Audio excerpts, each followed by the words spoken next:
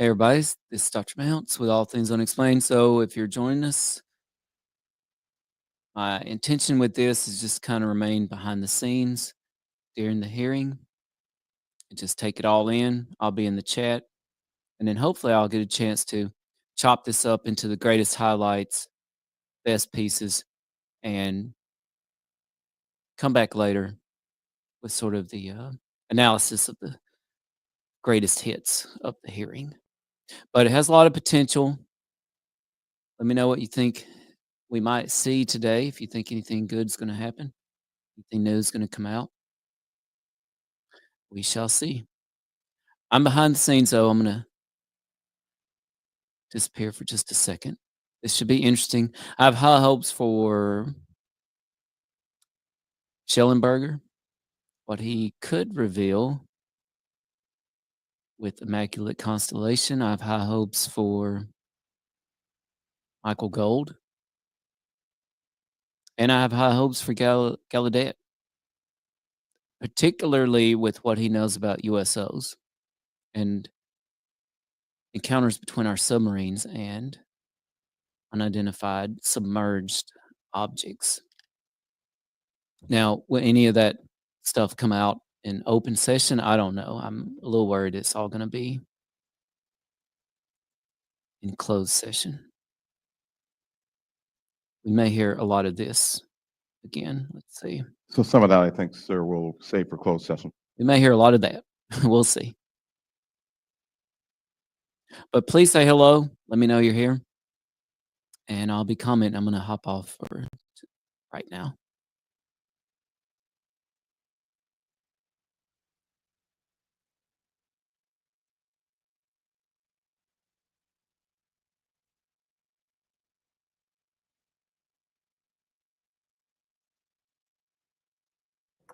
Sound check. 1, 2, 3.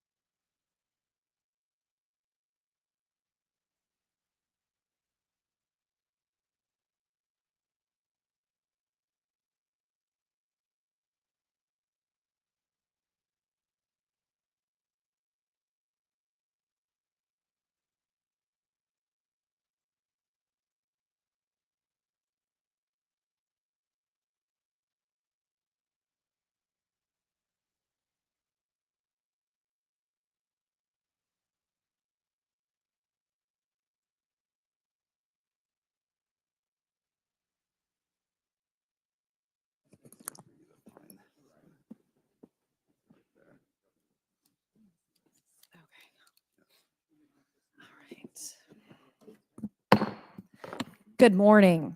This joint hearing of the Subcommittee on Cybersecurity, Information Technology, and Government Innovation and the Subcommittee on National Security, the Border, and Foreign Affairs will come to order.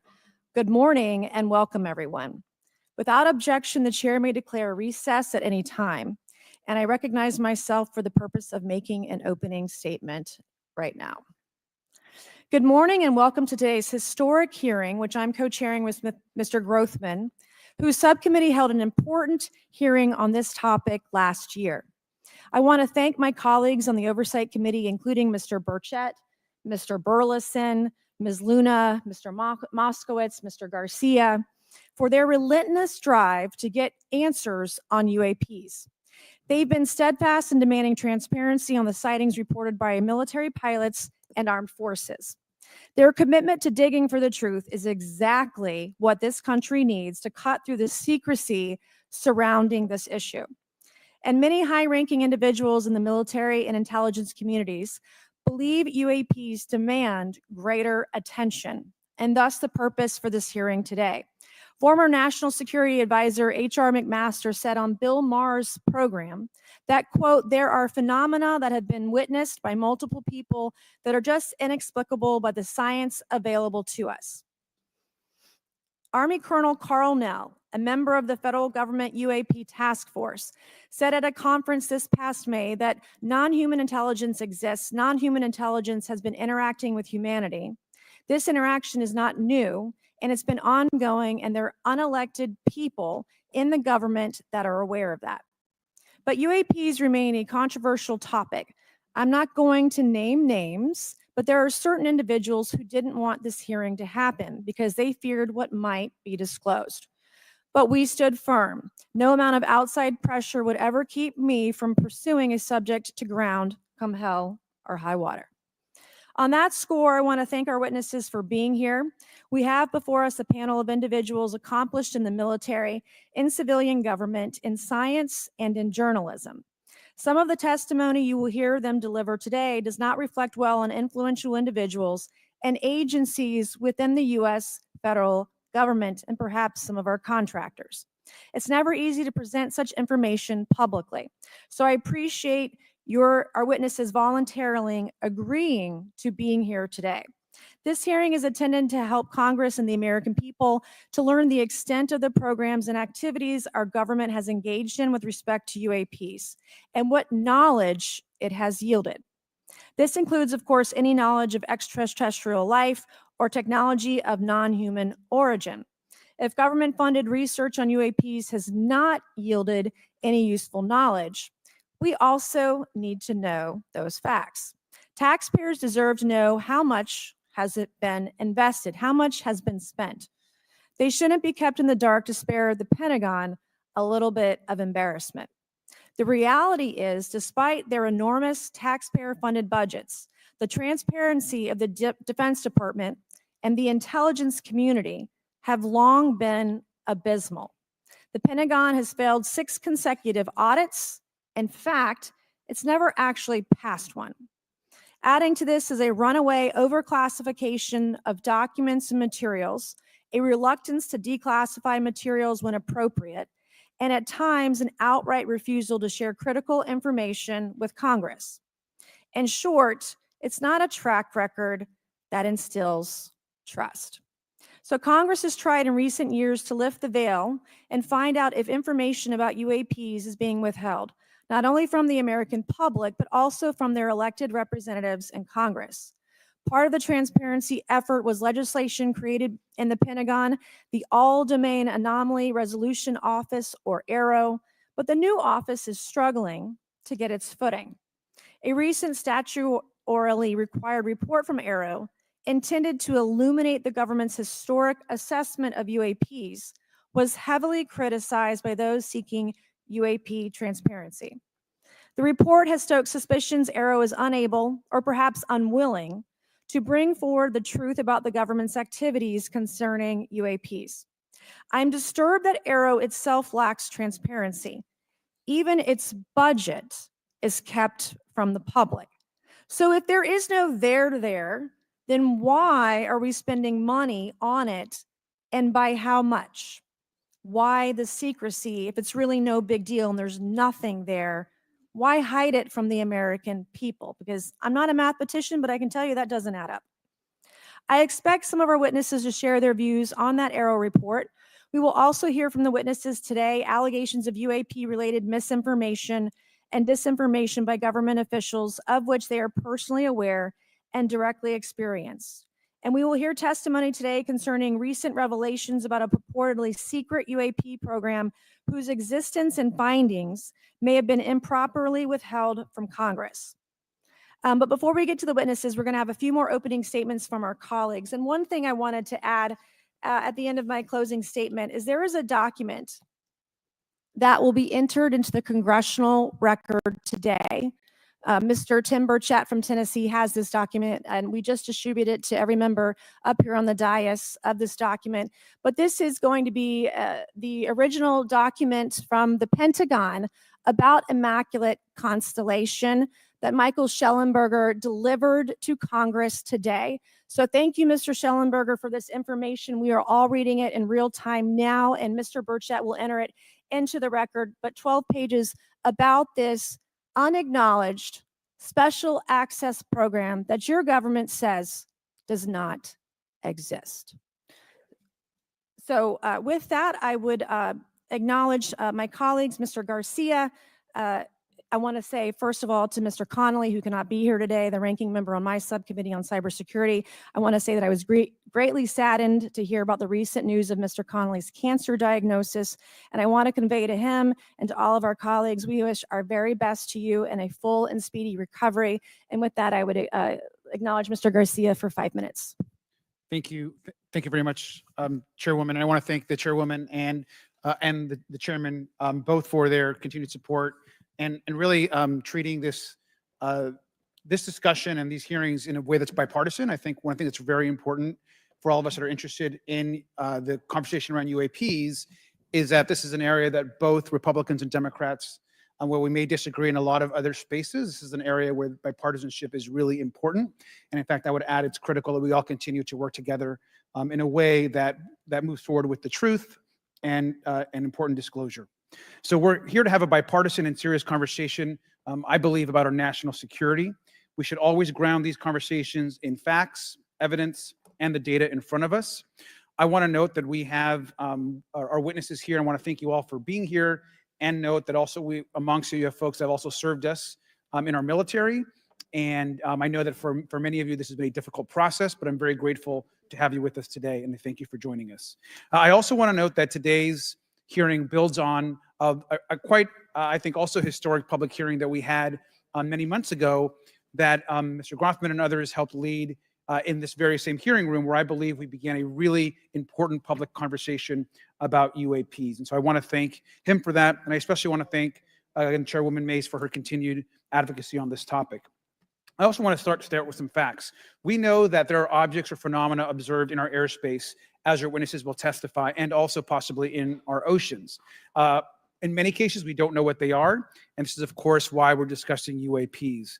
Now, the All-Domain Anomaly Resolution Office, AARO, has reported hundreds of UAPs that remain, quote, uncharacterized and unattributed, and which, quote, appear to have demonstrated unusual flight characteristics or performance capabilities and require further analysis. This is our own AARO office. Now, we shouldn't prejudge what they might be. I'm certainly not going to. We need evidence. But what we are detecting things, and we know that we don't understand them, and this is worth investigating. Now, the American people have legitimate questions, and I believe it's critical that Congress should help address them. This is about the truth and science and facts. Now, transparency and faith in our institutions is vital in a good democracy. Now, I'm proud to say that this hearing will build on that important bipartisan work, and I want to thank everyone for being involved, including members of our committee.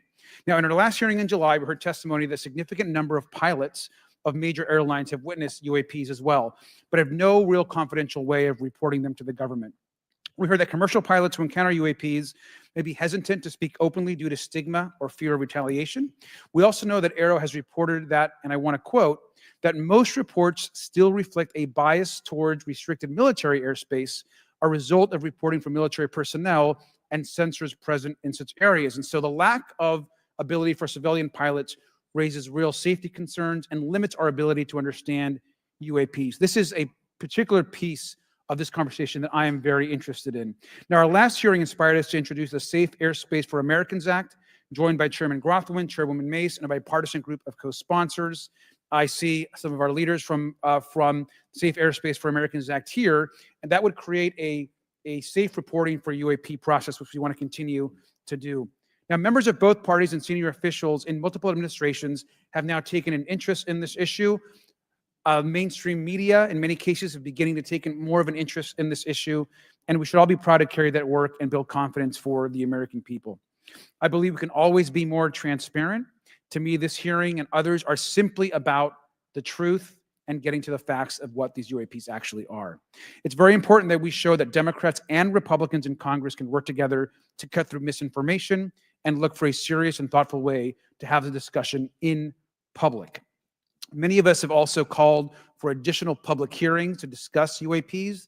This should be a topic that continues on throughout the Congress so that we can gather more information, data, and work with the relevant agencies to gather more information.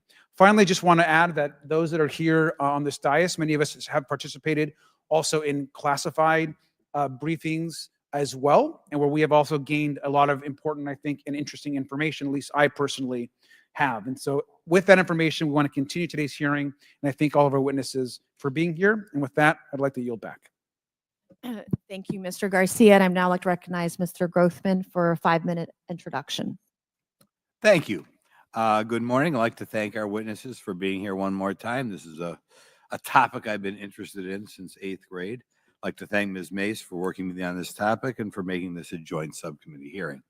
Last year, the Subcommittee on National Security, the Border and Foreign Affairs held an historic hearing to understand the potential national security risk of unidentified anomalous phenomena, or UAPs. We heard from former Navy Commander David Fravor, who shared firsthand experience with a UAP he engaged while on duty in the Pacific. We learned from David Gresh, a former member of the intelligence community, who revealed the supposed existence of secret government programs hidden from congressional oversight. Additionally, former military pilot Ryan Graves informed us of the limited ways in which the military and commercial pilots can report UAP sightings. Since that last hearings, I've led several briefings with government agencies to deepen my understanding with these issues. First, the Department of Defense Inspector General's office informed us that the Department of Defense does not have a streamlined process for service members to report UAP activity. Since then, the Joint Chiefs have implemented standards for UAP reporting across the services. The Intelligence Community Inspector General informed us that whistleblowers often fear retaliation for reporting mismanagement of highly sensitive government projects or information. Finally, AARO has expressed to the committee that, like any other federal government agency, it's faced challenges in its establishment, specifically in hiring staff to manage UAP historical records and coordinating with other federal agencies.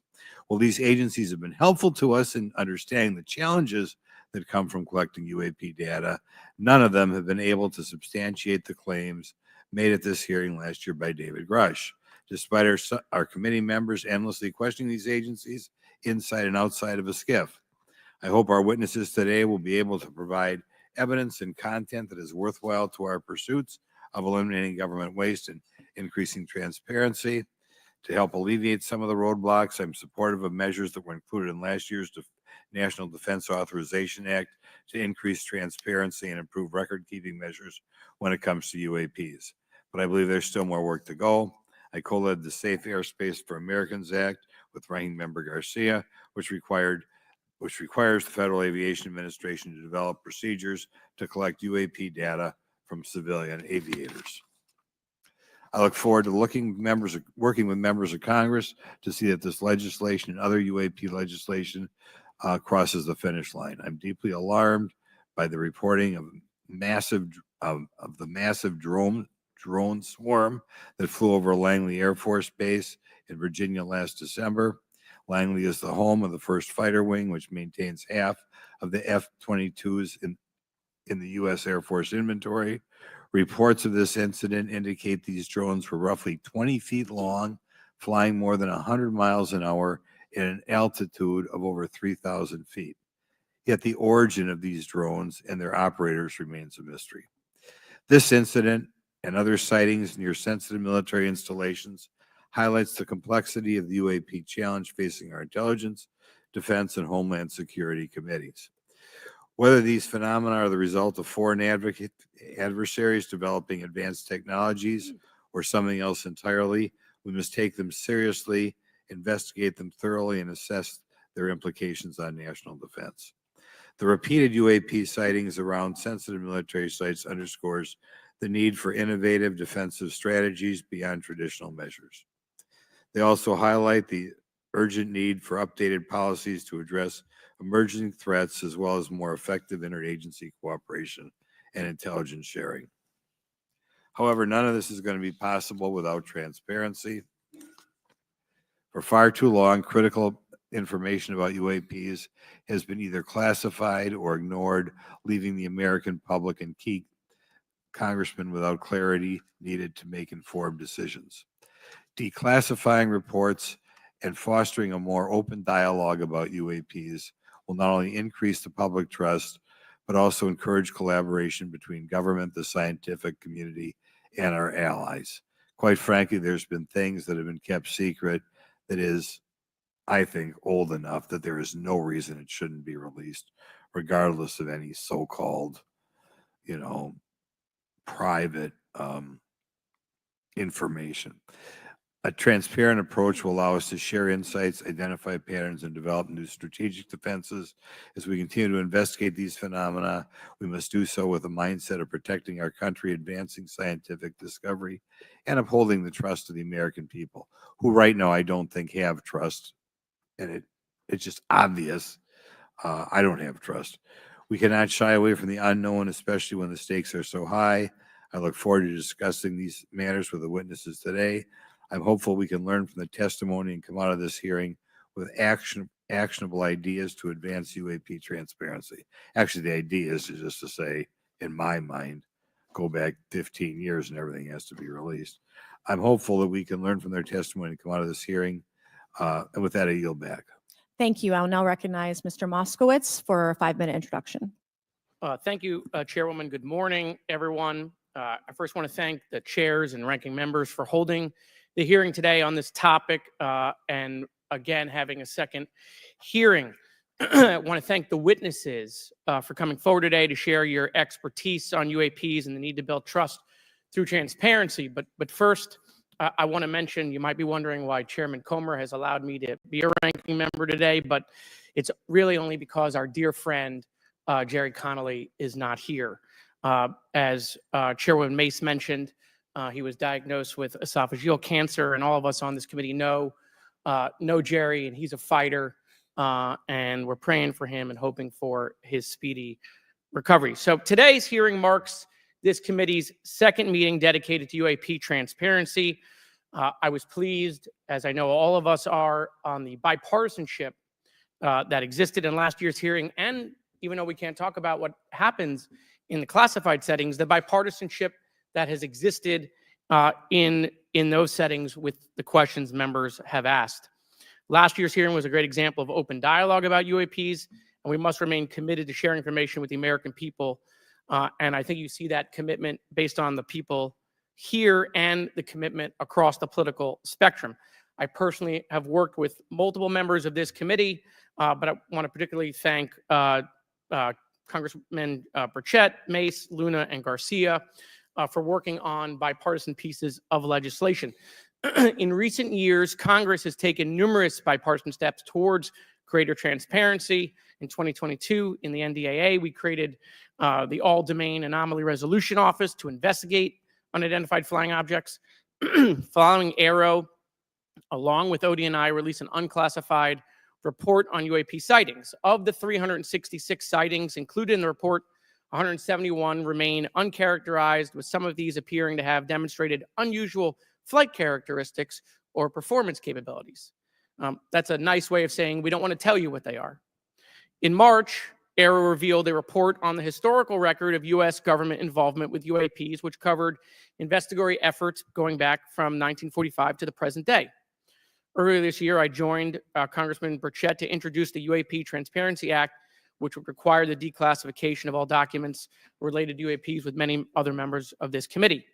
In fiscal year 2024, the NDA required the National Archives and Records Administration to establish the Unidentified Anonymous Phenomena Records Collection. This collection will include digital copies of all unidentified UAP records that can be publicly disclosed. This commitment is in transparency is vitally important, and unnecessary overclassification has led to a void of information, which has allowed theories over the decades to foster. When the American people and members of Congress ask, are reports of UAPs credible, we're met with stonewalling. We're met with responses of, I can't tell you.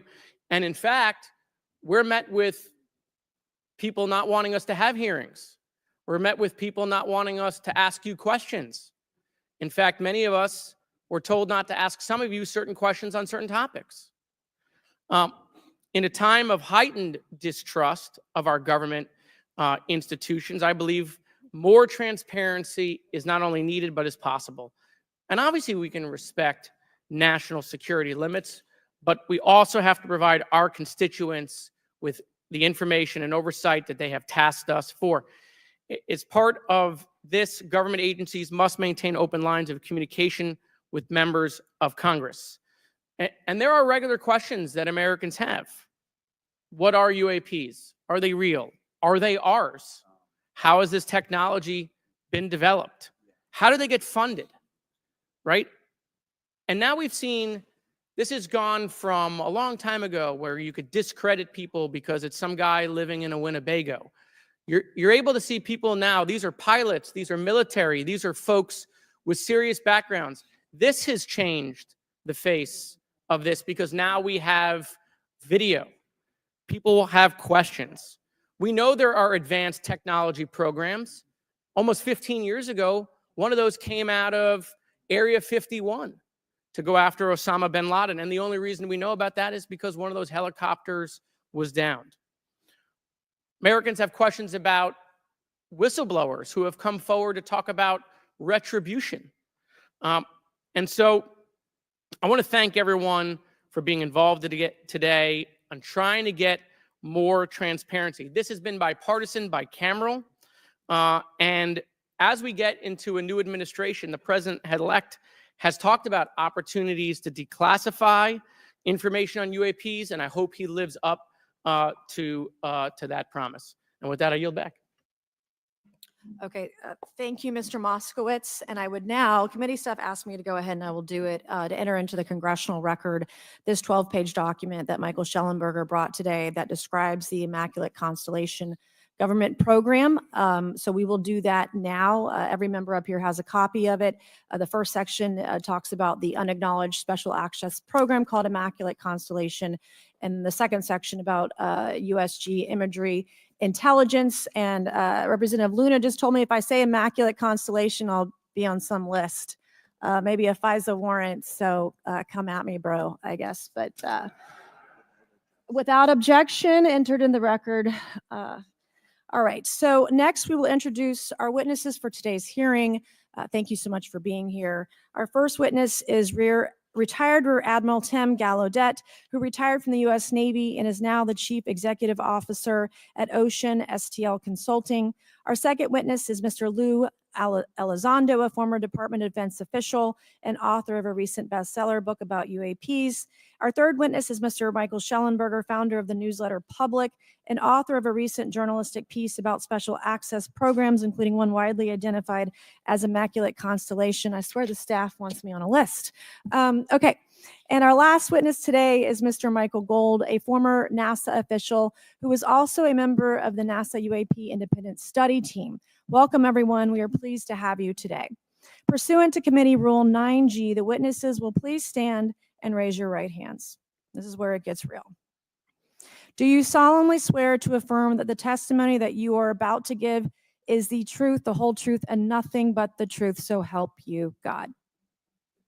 Let the record show that the witnesses all answered in the affirmative. We appreciate all of you being here today and look forward to your testimony. Let me remind the witnesses that we have read your written statements and they will appear in full in the hearing record. You guys may be seated. Please limit your oral statements to 5 minutes. As a reminder, please press the button in front of you so the microphone is turned on so that everyone in the room, members included, can hear you. When you begin to speak, the light in front of you will turn green. After 4 minutes, the light will turn yellow. When the red light comes on, your 5 minutes has expired, and we would ask that you please wrap it up. So I will first recognize Rear Admiral Gallaudet to please begin your opening remarks. Thank you, Chairwoman Mace, Chairman Grothman, Ranking Members Connolly and Garcia, and members of the committee. Thank you for this opportunity to testify today regarding unidentified anomalous phenomena, or UAP. Confirmation that UAPs are real came to me in January of 2015 when I was serving as the commander of the Navy Meteorology and Oceanography Command. At the time, my personnel were participating in a pre-deployment naval exercise off the U.S. East Coast. It included the USS Theodore Roosevelt Carrier Strike Group, and this exercise was overseen by the United States Fleet Forces Command, led by a 4-star admiral who at the time was also my superior officer.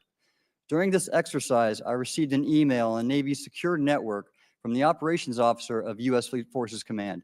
The email was addressed to all the subordinate commanders, and the subject line read in all capital letters, "Urgent Safety of Flight Issue." The text of the email was brief but alarming, with words to the effect, "If any of you know what these are, tell me ASAP. We are having multiple near mid-air collisions, and if we do not resolve this soon, we are going to have to shut down the exercise." Attached to the email is what is now known as the Go Fast video, captured on the forward-looking infrared sensor of one of the Navy F-A-18 aircraft participating in the exercise. The now declassified video showed an unidentified object exhibiting flight and structural characteristics unlike anything in our arsenal. The implication of the email was clear. The author was asking whether any of the recipients were aware of classified technology demonstrations that could explain these objects. Because the DoD policy is to rigorously deconflict such demonstrations with live exercises, I was confident this was not the case. The very next day, that email disappeared from my account and those of the other recipients without explanation. Moreover, the commander of Fleet Forces Command and the operations officer never discussed the subject. Even during weekly meetings specifically designed to address issues affecting exercises like the one in which the Theodore Roosevelt Strike Group was participating. This lack of follow-up was very concerning to me. As the Navy's chief meteorologist at the time, I was responsible for reducing safety of flight risks. Yet it appeared to me that no one at the flag officer level was addressing the safety risk posed by UAPs. Instead, pilots were left to mitigate these threats on their own without guidance or support. I concluded that the UAP information must have been classified within a special access program managed by an intelligence agency. That is a compartmented program that even senior officials, including myself, were not read into. Last year's UAP hearing before this Oversight Committee confirmed that UAP-related information is being withheld from senior officials and members of Congress. And just this week, I learned from former DoD official Chris Mellon that satellite imagery of UAP from a few years ago still has not been shared with Congress. Equally concerning, last year's UAP hearing also revealed that elements of the government are engaged in a disinformation campaign to include personal attacks designed to discredit UAP whistleblowers.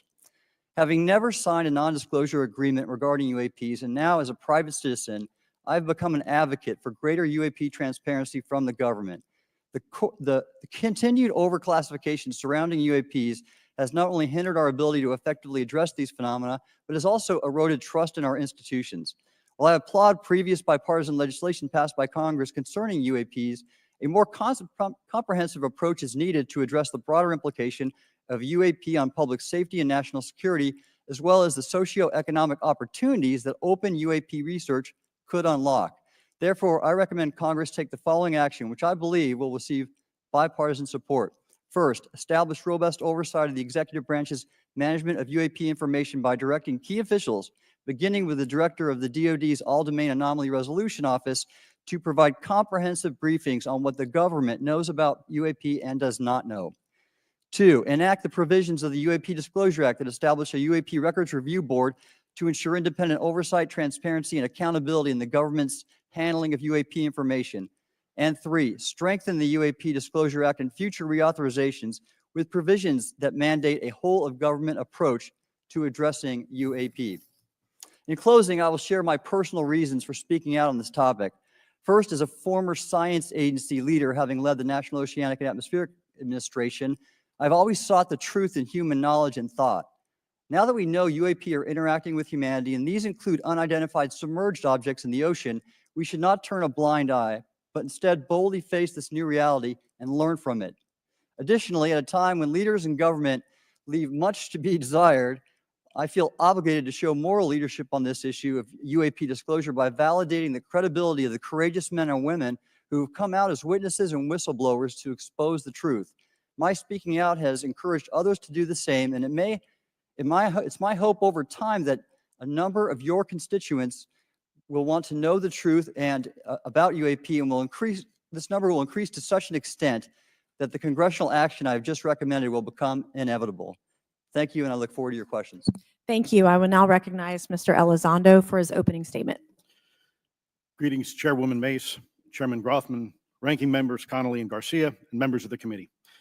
It is my honor and privilege to testify before you on the issue of unidentified anomalous phenomenon, formerly known as UFOs. On behalf of our brave men and women in uniform and across the intelligence community, as well as my fellow Americans who have awaited this day, thank you for your leadership on this important matter. Let me be clear, UAP are real. Advanced technologies not made by our government or any other government are monitoring sensitive military installations around the globe. Furthermore, the U.S. is in possession of UAP technologies, as are some of our adversaries.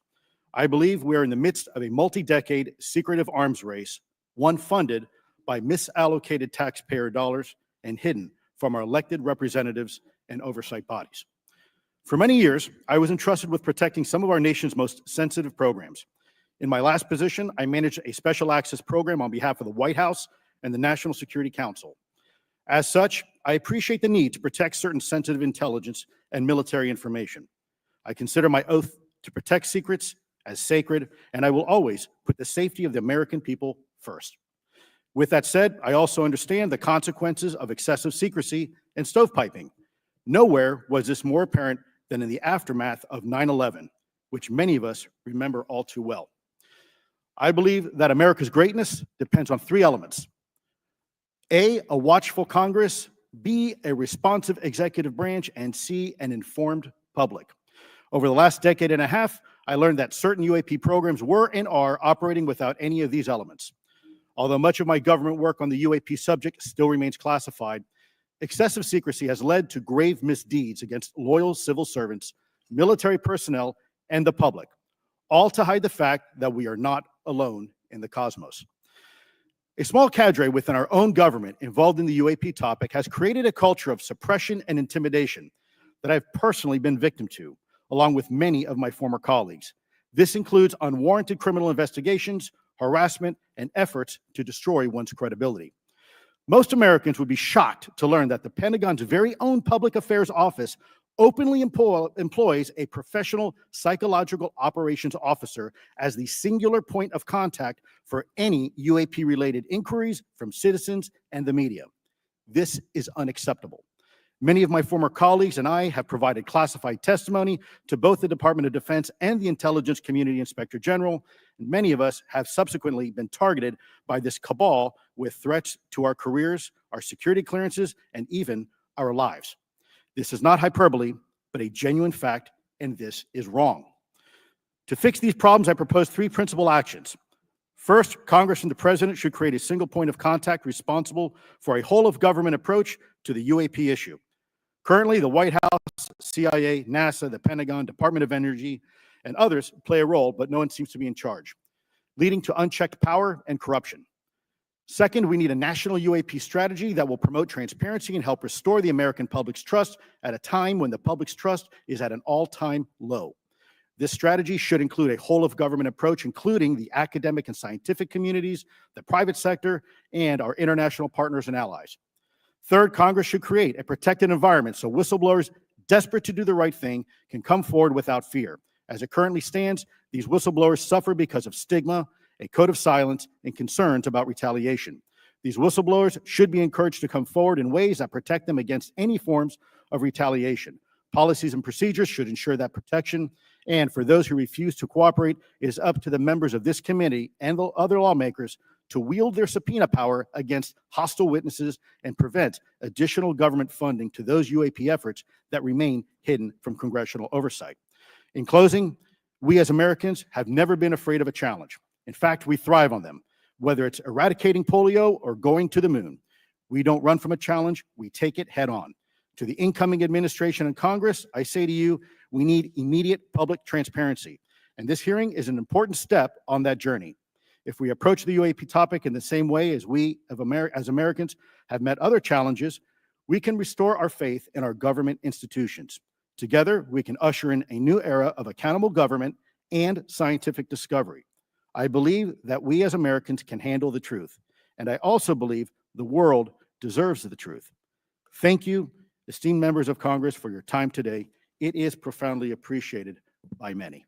Thank you. I ask unanimous consent for Representatives Ogles of Tennessee and Boebert of Colorado to be waived onto the subcommittee for today's joint subcommittee hearing for the purpose of asking questions. Without objection, so ordered. I would now like to recognize Mr. Shellenberger for his introductory remarks. Chairwoman Mace, Chairman Grothman, Ranking Member Connolly, Ranking Member Garcia, members of the subcommittees, thank you for inviting my testimony. One of Congress's most important responsibilities is oversight of the executive branch in general and the military and intelligence community in particular. Unfortunately, there is a growing body of evidence that the U.S. government is not being transparent about what it knows about unidentified anomalous phenomena, and that elements within the military and the IC are in violation of their constitutional duty to notify Congress of their operations. President-elect Donald Trump and former President Barack Obama have both said that the government has information about UAPs that it has not released. There are other explanations for UAPs than that they represent a new form of life or non-human life. Current dominant alternative theories, including those put forward by AARO, are that UAPs are some kind of natural phenomena we don't yet understand, like ball lightning or plasma. They could also be part of some new U.S. or foreign government weapons programs, such as drones, aircraft, balloons, CGI, hoaxes, or birds. Whatever UAPs are, Congress must be informed, as must the people of the United States. We have a right to know what UAPs are, no matter what they are. However, we now have existing and former U.S. government officials who have told Congress that AARO and the Pentagon have broken the law by not revealing a significant body of information about UAPs, including military intelligence databases that have evidence of their existence as physical craft. One of those individuals is a current or former U.S. government official acting as a UAP whistleblower. This person has written a report. This is the report that says the executive branch has been managing UAP, NHI issues without congressional knowledge, oversight, or authorization for some time, quite possibly decades. Furthermore, these individuals have revealed the name of an active and highly secretive DoD unacknowledged special access program, or USAP. The source of that document told me, that the USAP is a strategic intelligence program that is part of the U.S. military family of longstanding, highly sensitive programs dealing with various aspects of the UAP problem. The new UAP whistleblower claims that the U.S. military and IC database includes videos and images taken using infrared, forward-looking infrared, full-motion video, and still photography. The report that was just shared with Congress says Immaculate Constellation serves as a central or parent USAP that consolidates observations of UAPs by both tasked and untasked collection platforms. Immaculate Constellation includes high-quality imagery intelligence and measurement and signature intelligence of UAPs, the whistleblower's report adds.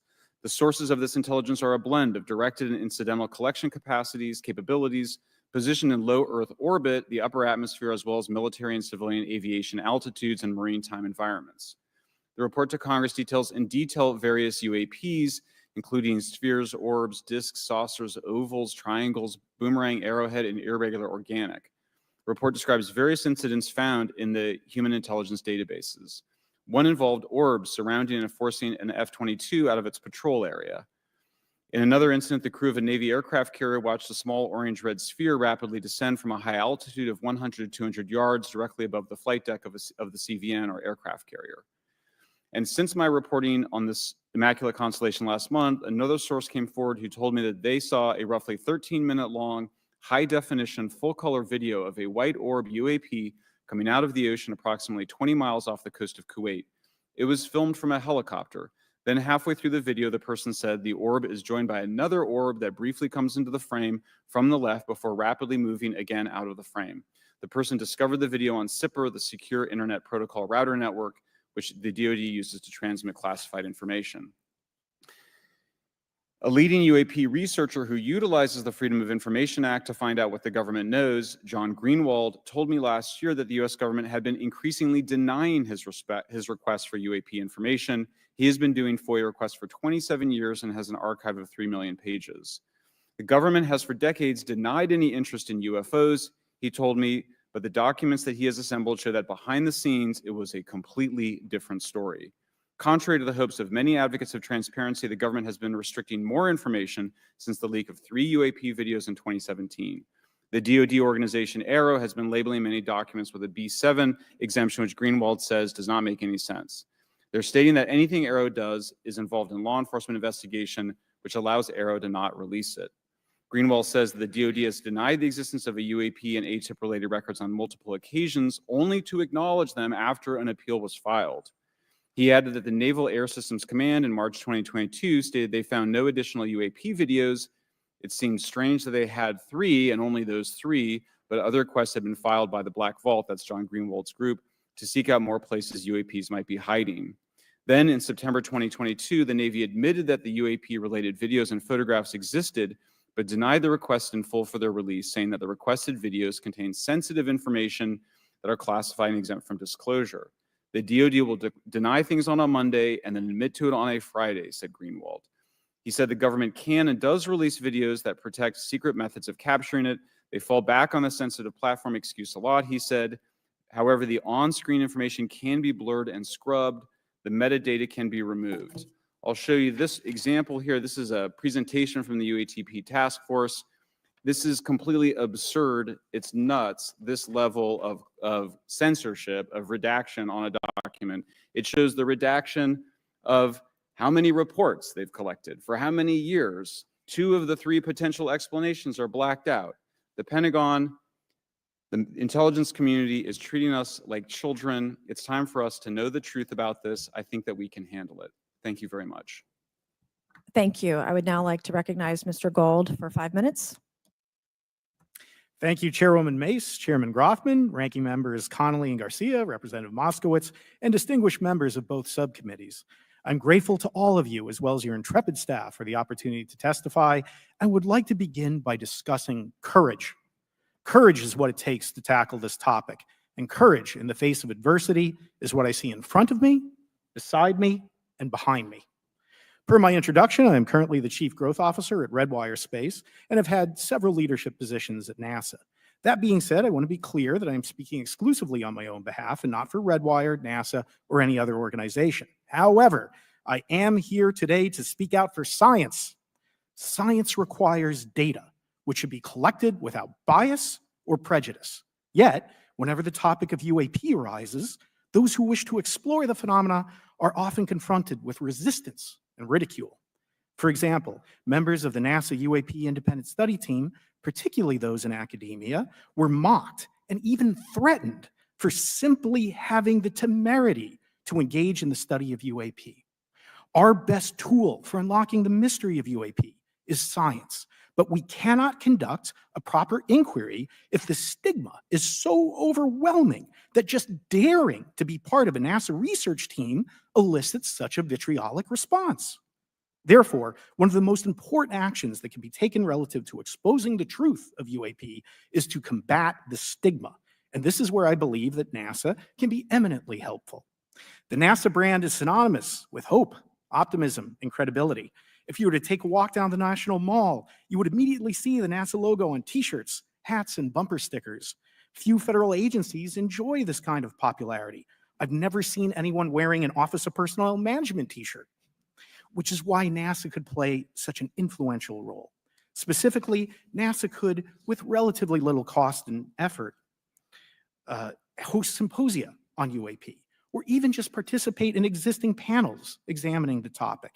NASA personnel stepping forward and participating in such discussions would make a powerful statement to the scientific community that UAP should be taken seriously and researched accordingly. In regard to research, NASA has vast archives, much of which may contain important UAP data. Again, for relatively little cost and effort, NASA could create an AI or ML algorithm that could search the agency's archives for anomalous phenomena. I suspect that such an effort would not only result in information that will help us to understand UAP, but could result in data that will assist in other areas of scientific inquiry, such as anomalous weather or meteorite activity. Beyond its existing archives, NASA could act as a clearinghouse for civilian and commercial UAP data. During my work on the UAP independent study team, it quickly became evident that there is no clear or well-publicized process for civilian pilots to report UAP sightings. The stigma associated with UAP hampers the number of pilots that would report such phenomena, but even for those who overcome the stigma, I believe the current FAA guidance is largely unknown and poorly understood. In order to effectively collect UAP data, the independent study team recommended the use of NASA's Aviation Safety Reporting System, or ASRS. This system, which is administered by NASA and funded by the FAA, provides a confidential means for the reporting of safety violations in a voluntary and non-punitive manner. Over 47 years, the ASRS has collected nearly 2 million reports. ASRS is the perfect tool to collect UAP data, which could then be collated by NASA and shared with the public at large.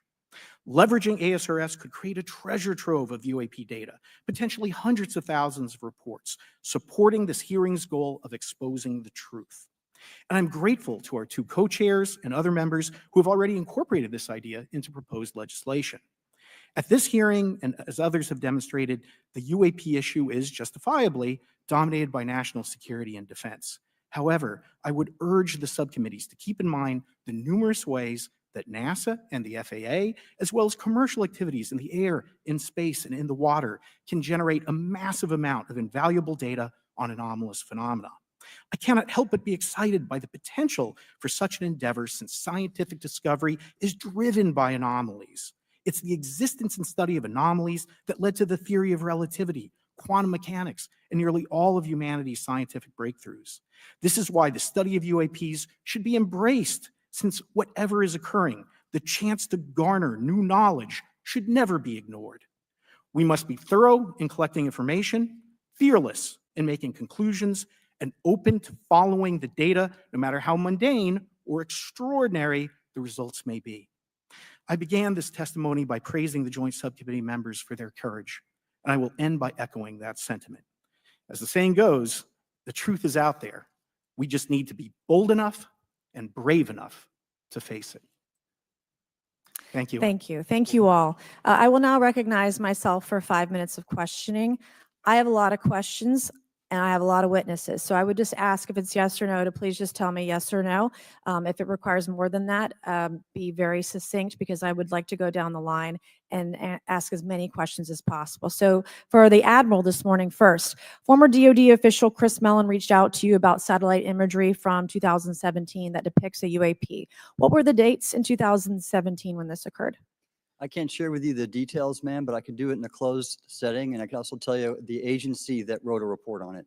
Okay, so who has the imagery? I can tell you that in a closed setting. Can you describe what was depicted in the satellite imagery? Just a description. It was a UAP, ma'am. That's it? No other description? The term that the analysts used, they called it the button. It was a disc-shaped object. Okay, where was it? I can't tell you that, ma'am. Okay.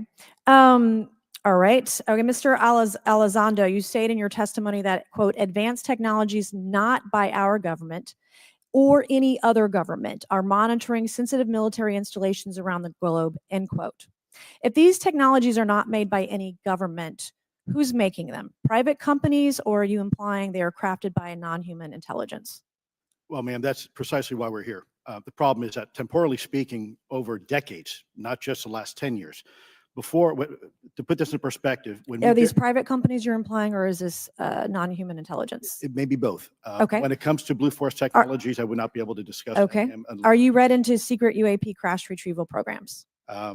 we would have to have a conversation in a closed session, ma'am. I signed documentation 3 years ago that restricts my ability to discuss specifically crash retrievals. I submitted for my book through the DOPSR process, which took a year for it to be reviewed. And what is in the book is what I was told I'm allowed to talk about. Has the government conducted secret UAP crash retrieval programs? Yes or no? Yes, Okay. Were they designed to identify and reverse engineer alien craft? Yes or no? yes. Does the U.S. government have any reverse? Okay, we've already answered that question about retrieval programs. Do any U.S. contractors have the same? I would prefer to address that in a closed session, ma'am. Okay. In your book, you mentioned government employees who've been injured by UAPs, placed on leave, and receiving government compensation for their injuries. Is that correct? That is correct. How can the government deny we have recovered craft if they're paying people because they've been injured by recovered craft? Ma'am, that's a great question. That's why I think we're here again, because I've seen the documentation by the U.S. government for several of these individuals who have sustained injuries as a result of a UAP incident.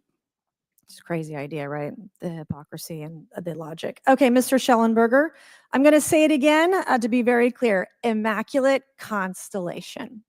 What's its mission and how are they funded?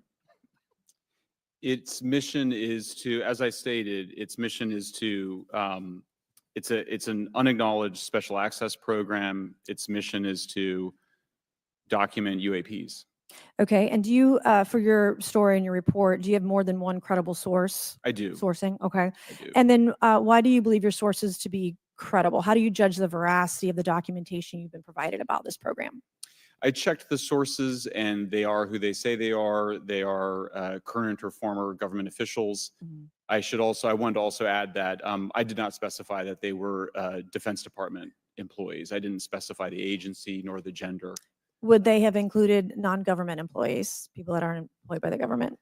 These are, I'm comfortable saying that these are government or previously government employees. Any of them currently employed by a private contractor or private contractors? I'd rather not say. Okay. What's the key takeaway, just a few seconds, about the Immaculate Constellation document you provided us today?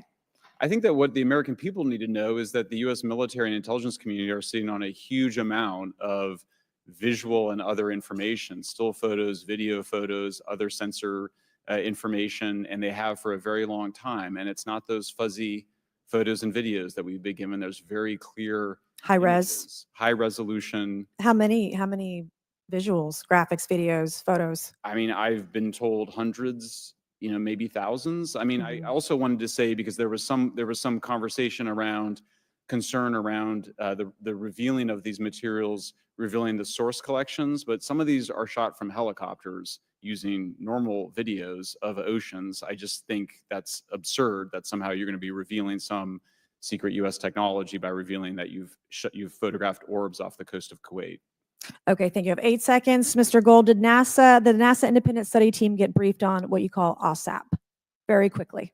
I flagged the Advanced Aerospace Weapons System Application Program to our chair and our DFO. We did not get briefed, but I believe it is definitely worth looking into. That was probably the largest UAP review effort ever, and I think produced a lot of interest data, including revealing Nimitz. I don't know if my fellow witness Lou might want to, he did yeoman's work on it, might want to comment. Okay. All right, I'm going to turn to Mr. Moskowitz, who will be recognized for 5 minutes of questioning. Thank you, Madam Chairwoman. So, Mr. Gold, you gave a whole diatribe for a couple of minutes about UAPs, science, data collection, stigma. A lot of non-believers in all of this would just ask a very simple question. Why? Why is it so hard? Right? Like, why are people, anytime they ask, why are they always thwarted? Why are they always judged? Why is they always have misinformation spread? Why is there always retribution? Why is it always met with an ear? What's the why? If it doesn't exist, why is it such a problem? I think if you go through the history of science, Representative, it is always difficult for breakthroughs and new information, regardless of whether it's UAP or any other kind of discovery. And in science, we're supposed to be open, but when you break with the orthodoxy of what's believed, whether it's Galileo saying that the Earth doesn't rotate, or the Earth rotates around the sun, or the sun doesn't rotate around the Earth, it's always challenging for new beliefs. And the more extraordinary those discoveries, the more extraordinary those new beliefs, it's very difficult. So I think this is natural. There's natural conservatism that when it comes to science, but this issue in particular has been very difficult where, again, even to attempt to study it becomes problematic.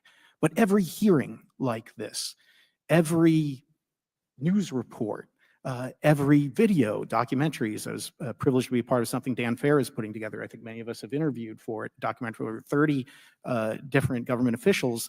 Every brick in the wall will help get us closer to getting to the truth. I appreciate that. Mr. Elizondo, did I have that correct? Sir. I'm a recovering lawyer, so I'm going to put my hat on for a second. You said you signed a document. Love that. Who gave that to you? The U.S. government, sir. Okay, you have a copy of it? It is stored in a SCIF right now. I do not have possession of it. The U.S. government does. What department of the U.S. government gave you this document? I will say the Department of Defense. Unfortunately, I can't say in this forum much more than that. You specifically said the document said you can't talk about crash retrieval. Well, you know, you can't talk about Fight Club if there's no Fight Club. Correct. Okay, I'm just making an observation. Yes, sir. So that document that you signed, that you said exists, specifically said you can't talk about crash retrieval. Correct, sir. It was a limitation on what because already I'd been speaking publicly about the topic. And so the document said you can continue saying X, Y, Z, but you cannot discuss the topic. When of you crash give me retrievals. the atmosphere of signing this document. You're in a room by yourself, I'm in a SCIF with a security officer, sir. just one-on-one. Anybody else? There may have been an assistant as well. It was in a SCIF within a Department of Defense facility. Give me your background real quick. My background is I went to school to study microbiology and immunology, entered into the U.S. Army, and after a very short stint in military intelligence, I became a counterintelligence special agent. As a civilian, later on, I became a special agent in charge, running investigations in counterterrorism and counterespionage primarily, with some experience in counterinsurgency and counter-narcotics. And then in 2009 timeframe, when I came back to the Pentagon after a tour with the Director of National Intelligence, I quickly became part of a program that was originally called OSAP that evolved into the program now called ATIP, which is where those videos that we now see, the Go Fast, the Gimbal, the FLIR, that was part of our effort, sir. Right. So you're not some conspiracy theorist. You actually have a legitimate background. Well, sir, I'm certainly not a conspiracy theorist. I'm fact-based, just a fact. So when you're in this room, I want to paint the picture for everybody. You're in this room, you're by yourself, you're in a SCIF, you're handed a document. How long is the document? It's about a page front and back. So basically, you have some things they call trigraphs, which I cannot, again, talk to. How long were you given to sign the document? As long as I needed, sir. And what if you didn't sign it? Well, I suspect there'd be repercussions. I wouldn't have access to certain information. Were you allowed to ask a lawyer, or weren't allowed to ask for a lawyer to review the document? It wasn't an option, but they probably wouldn't have allowed me to, because the document itself was pretty explicit about you have to be, wait, putting me in an interest. Let me try to thread the needle here. There are certain documents that we have in the U.S. government that allow people to have access to certain programs, whether it's a special, and I'm going to be very generic here, whether it's a special access program or a controlled access program, SAP, CAP, whatnot. How many people have to sign that document? It depends how many people are going to get access to the information, sir. Okay. Last question. Doctor, real quick, can you tell us about the Omaha incident in greater detail? I've read your background, right? Some people would label you as a member of the deep state, since you worked in government for a long period of time. But can you tell us more about that incident? You've written a lot about that. I wrote a lot about incidents like it, Congressman, but that specific incident involved the USS Omaha, the littoral combat ship of the U.S. Navy operating off Southern California. I don't remember the exact date. It was within the last decade. And what the watchstanders on the bridge observed was a UAP, again, something that was aloft but had no observable exhaust or control surfaces. So it was something that couldn't be explained. And then they saw it enter the water from the atmosphere and going through the air-sea interface. And so thus exhibiting transmedium travel. Thank you. I yield back. Thank you. I'll now recognize Mr. Grothman for 5 minutes of questioning. Yeah, we'll start with Mr. Gallaudet. During a previous UAP hearing, Navy Commander David Fravor discussed the TikTok object engaged in 2004. You familiar with the incident, the TikTok incident? Yes, sir. That's almost 20 years I'll go, right? Yes, sir. It's been said there are more videos, documents, and reports related to this incident. Do you believe the information regarding the TikTok incident should be available to all members of Congress? And in your expertise, what reason would the Department of Defense possibly have for not releasing information that's over 20 years old? Thank you, Congressman. I don't think there's any good reason to withhold information and important data, especially of national security concern from Congress. What would they say? I will speculate, sir, that they don't want to share that kind of information because it reveals weaknesses in our ability to monitor and protect our airspace. Okay. In your written testimony, you claim last year's UAP hearing before this Oversight Committee confirmed that UAP-related information is, well, it's not only being withheld, but that elements of the government are engaging in a disinformation campaign to include personal attacks designed to discredit UAP whistleblowers. Could you elaborate on that statement a little? Yes, sir. Earlier this year, I met with the DoD's All-Domain Anomaly Resolution Office, and what I thought would be a 90-minute meeting just to meet with leadership turned out to be an hours-long influence operation on me, where they attempted to convince me of the validity of the very flawed and error-ridden historical records report. In addition, they tried to have me question very valid UAP reports like the Tic Tac incident, and even coming to stating possibly that the Tic Tac was American technology. And then, of course, if you ask David Fravor or Alex Dietrich, the two witnesses, they were convinced it was otherwise. And then, and they also cast discredit on various UAP whistleblowers and witnesses to question their validity and credibility as witnesses. Okay. We'll go to Mr. Elizondo. Hope I got that right, or not at least Close not enough, that sir. right. You're familiar with the recent drone incursion over Langley Air Force Base? Yes, sir. The owners of these drones remain unclear. The U.S. military has not been able to give us in Congress an answer. Given your experience with the Department of Defense and the intelligence community, how frequently are UAP sightings over military installations? And secondly, I suppose hypothetically, you could have incursions over just, say, regular airports. Is it obvious these incursions are more likely over military facilities than just a random airport out there? Yes, sir. There's definitely enough data to suggest that there is certainly some sort of relationship between sensitive U.S. military installations, also some of our nuclear equities, and also some of our Department of Energy sites.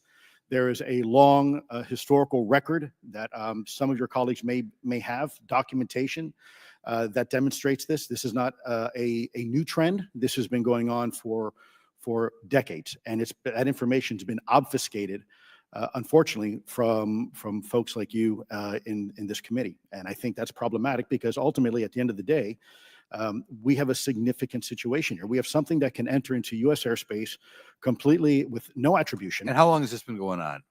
Sir, decades. And there's information that will hopefully be entered into the Can you record. think of any possible reason why they can't release any information they have on something, say, 15 or 20 years old? Sir, if I could echo my colleague here, Admiral Gallaudet, I think one of the big issues that we have in the intelligence community, Department of Defense, is we don't want to broadcast any potential vulnerabilities or weaknesses in our national defense systems or on intelligence collection platforms. Therefore, when you have a conversation where you address a problem for which there is no solution, it makes that a very uncomfortable conversation to have. Okay, we'll switch to Mr. Shellenberger. The primary reason you're here today is because you published an article on the news publication that you own called Public, right?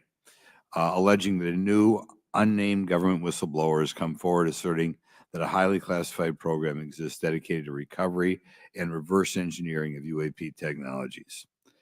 Can you give us what specific evidence you have or that your source provided you to substantiate the claims about the existence of the Immaculate Constellation program? Well, you have the report in front of you now, so you can see it for yourself. I checked the report and I did not find it based on existing cases. It was new cases for me. I hadn't found anybody. So that answered for me that it was not obviously circular reporting, which is one of the big concerns in this space. I also had the name of the program confirmed by more than one additional source. So yeah, and then of course, I checked to make sure that the source was who they claimed to be. Okay. I should also say that when I said before it was this database, it is a much broader program than that. It also includes human intelligence, and then, as you mentioned, the retrieval and the reversal. Any knowledge of what country these things originated in? No, I have no idea. Okay. Okay, I will now recognize Mr. Burchett for 5 minutes of questions. Thanks, Chair Lady. I request unanimous consent to enter into the record documents provided to us regarding legacy UAP programs and psychological operations. Lou Elizondo. So ordered. I also want to thank my buddy Jeremy Corbell for providing us documents and access to some whistleblowers. Mr. Elizondo, what is your last position with the federal government?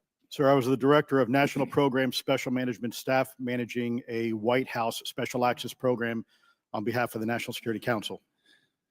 How would you characterize UAPs? An enigma, sir, and a frustration. We're talking about technologies that can outperform anything we have in our inventory. And if this was an adversarial technology, this would be an intelligence failure eclipsing that of 9/11 by an order of magnitude. Are there classified Department of Defense materials related to UAPs that you believe could be safely disclosed to the public without compromising national security? Yes, sir, I do. I would never, ever try to endorse providing some sort of information that could compromise what we call a blue force technology or capability. But I do believe there's a lot of information regarding this topic, and I've been very vocal about it, that should be shared not only with the public, but most importantly, with members of Congress. Are you familiar with my friend David Grush? Absolutely, sir. I had the privilege and honor of working with him myself several years ago at U.S. Space Force. Last year, as you know, he testified that the U.S. has run a multi-decade UAP crash retrieval and reverse engineering program. Would you agree with that? Yes, sir. Are there UAP programs operating without proper congressional oversight? 100%. What are they? Unfortunately, sir, I would have to have that conversation in a closed session. I know you said that, and a lot of people are frustrated with those kind of answers, but we're asking those kind of questions so you all know what the heck we're up against. You also mentioned in your opening statement that the Pentagon's Public Affairs Office employs a psychological operations officer as a singular point of contact for UAP-related inquiries. Why the heck would they do that? Sir, that's a great question. I would ask the Pentagon. There's a long history here of that individual providing misleading and false information to the public through various news outlets and media outlets in order to discredit this topic. I've personally been victim to it. We have the documentation to substantiate where this information has been absolutely inaccurate, that has been provided time and time again. And it turns out that that individual was also working with former leadership of Arrow at the time as well. And we punish them by giving them multi-million dollars more than they ask for every year. Admiral Gallaudet, you mentioned in your opening statement on an email you received from the operations officer of the Fleet Forces Command regarding unknown objects almost colliding with U.S. military planes. Did anyone respond with knowledge of what the objects were? I received no response, sir. Did the exercise get canceled? The exercise did not get canceled. Why do you think the commander of Fleet Forces operations officer never discussed the incident again? Sir, I'm speculating because I didn't have an exchange with him, but I believed it to be part of a special access program, the information and the video, which we have known now it was. And he realized he couldn't share that openly with the recipients of the email, and therefore the email was pulled from everybody's account. Again, tell us what happened to the email from the commander of Fleet Forces. The day after I received it, and all the other recipients received it, which were all the subordinate commanders of U.S. Fleet Forces, so 1- and 2-star admirals, including strike group commanders, the email was wiped or deleted from our accounts. Okay. And then no one talked about it. All right. Have you specifically had any experience with submersible objects? Sir, I've no personal experience, but I've had witnesses on submarines come to me and say they've seen on sonar data. Correct.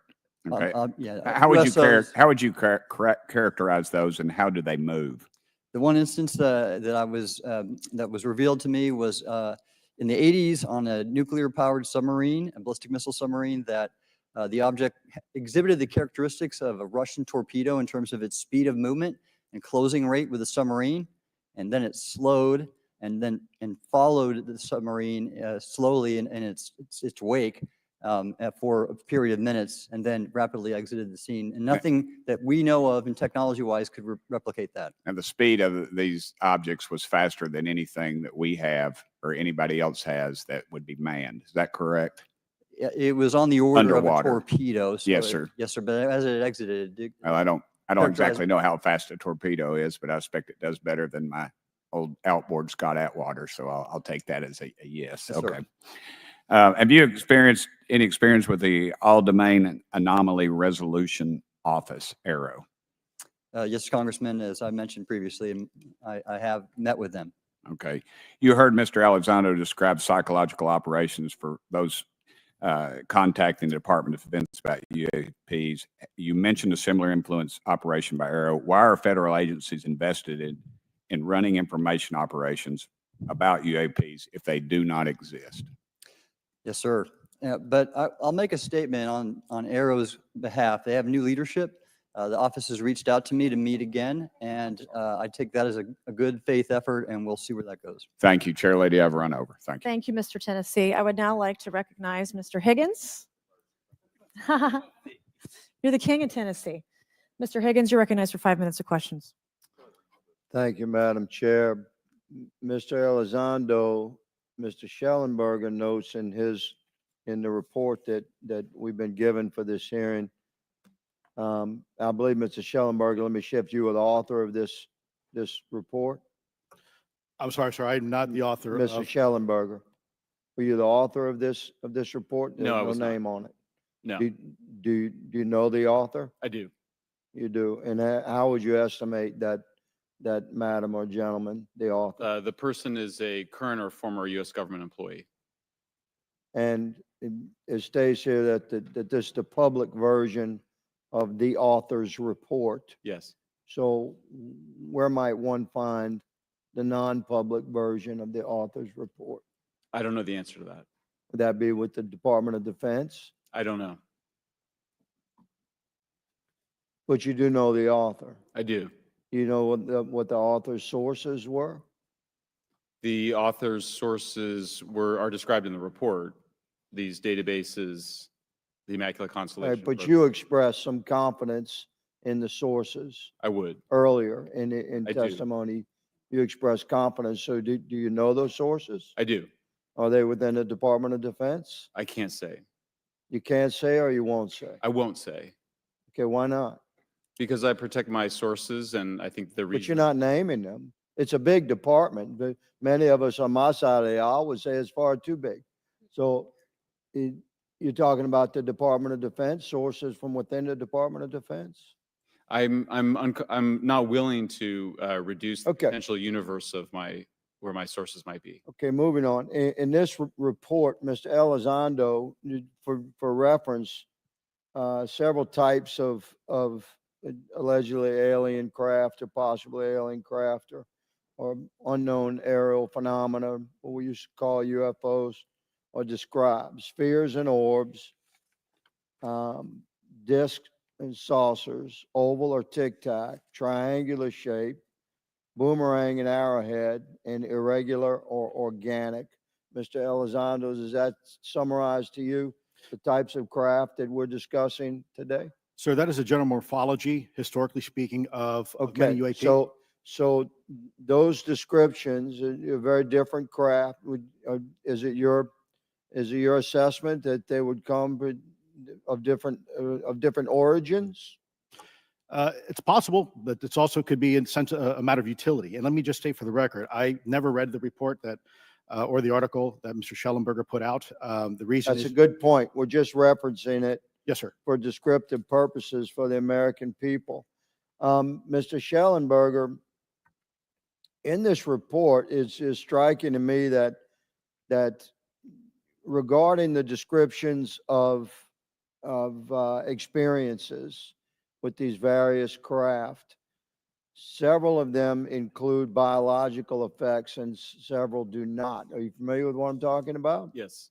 Okay, so spheres and orbs, triangular craft, and irregular or organic craft include some descriptions of biological effects, including feelings of unease, electronic device malfunctions, long-term psychological effects such as anxiety or insomnia have been noted, feeling of being watched, a shared awareness with the triangle craft, and under the irregular and organic craft, biological effects include physical sensations of warmth or cold and unexplained smells and psychological distress.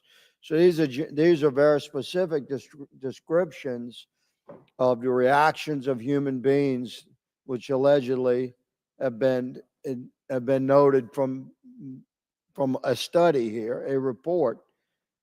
All of those experiences would have been described by the sources that the author used. I'm not sure I understand. your question. This is a very broad description of biological effects, and it's striking to me that they are present with relation to some types of craft, but Right. absent in others. This would require a great deal of research and study. Can you explain that? My understanding is that this is the database is very large. It includes both the images, the videos, the still images, as well as the human intelligence, the reports, the raw data from individuals having these experiences. So in answer to your question, yeah, I mean, I think we're looking at a very large amount of data collected over many decades. And that data is held by the Department of Defense? Well, I will say that after I published, I was told that this program, that the USAP was actually managed by the Department of Defense, but held at the White House. Roger But that. that's a single source, and I don't have multiple sources to verify that. Thank you, sir. I did my best to trick an answer out of you, but I was partially successful. Madam Chair, I yield. Thank you. I now recognize Mr. Frost for 5 minutes of questions. Thank you, Madam Chair. In addition to serving on this committee, the Oversight Committee, I also serve on the Science, Space, and Technology Committee, where we often discuss how essential data and evidence are used in science and used at departments such as NASA. During a hearing, NASA Administrator Nelson affirmed the importance of NASA in helping us to understand UAP. Mr. Gold, if the government doesn't have the data it needs on UAP because, say, someone who saw something is concerned about stigma, public backlash, etc., or maybe there's just not good systems in place, how are we supposed to ultimately figure out what's going on? Yeah, thank you for the question. And let me compliment Administrator Nelson that there wouldn't have been a UAP independent study team if it wasn't for his leadership and courage. We're talking about data and where we can get data from. As I described, NASA has whole archives of data, much of which I believe will likely have information that will help inform UAP. We need only look. And again, in an era with AI and ML, we can relatively quickly and easily go through it. So I think it's something that we should encourage NASA to do. However, per Chairman Grothman's comment about UAP focusing on national security sites, I believe there's something, sir, that you may have heard of called sensor bias. That because we've got more cameras, more monitoring of national security, we don't know how extensive UAP activity may be over civilian areas. And this is to the second part of your question, where we're not collecting the data. We're not collecting sufficient data from pilots. We're not collecting sufficient data from civilian and commercial activities. And this is, again, where ASRS, I think, could substantially change that, get the data out there, and allow us to do good science. Thank you. I mean, on the data, I'm a really big proponent of transparency. But obviously, there's always a little bit of balance that we have to have in government on transparency as well. I mean, last year, NASA appointed a director of UAP research in response to the recommendation by the independent study team. In the final report, there's a quote: "Despite numerous accounts and visuals, the absence of consistent, detailed, and curated observations means we do not presently have the body of data needed to make definite and scientific conclusions about UAP." Can you just talk really quickly about that balance of security and transparency? So I can say, having served at NASA, it is the most transparent organization I've ever been in. When we would have conversations of executive leadership, things would leak out almost instantly. So I can assure you, intentionally or not, NASA's very transparent. I don't know if many of you have worked with engineers or scientists. They love to talk. So I believe that NASA is a paradigm of transparency, but we must have the ability and the data to be able to be transparent with. And if we're not gathering that, if we're not looking at it, then we can't bring NASA into the game and get to that good science that you need. You know, it was about a year ago, I was touring a facility with a pretty senior government official.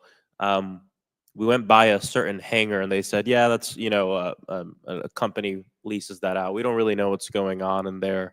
We have no way of knowing what's going on in there. And there was a few of those, in fact, while we were driving around this facility. To what extent do you think that some of the UAP out there comes from off the books or unauthorized experimental aircraft? I mean, I think probably the vast majority of UAP are drones, experimental aircraft, weather conditions, which is again why I say if we review the data, I think we're going to discover a lot about things we weren't even thinking about. But there is a percentage that isn't. And looking into those anomalies is how discoveries will be made. And relative to science, Congressman, if I can say, when NASA studies black holes, when NASA studies galaxies, we have instruments that are tailored to do so. With UAP, we're using cockpit gun cameras or cell phones.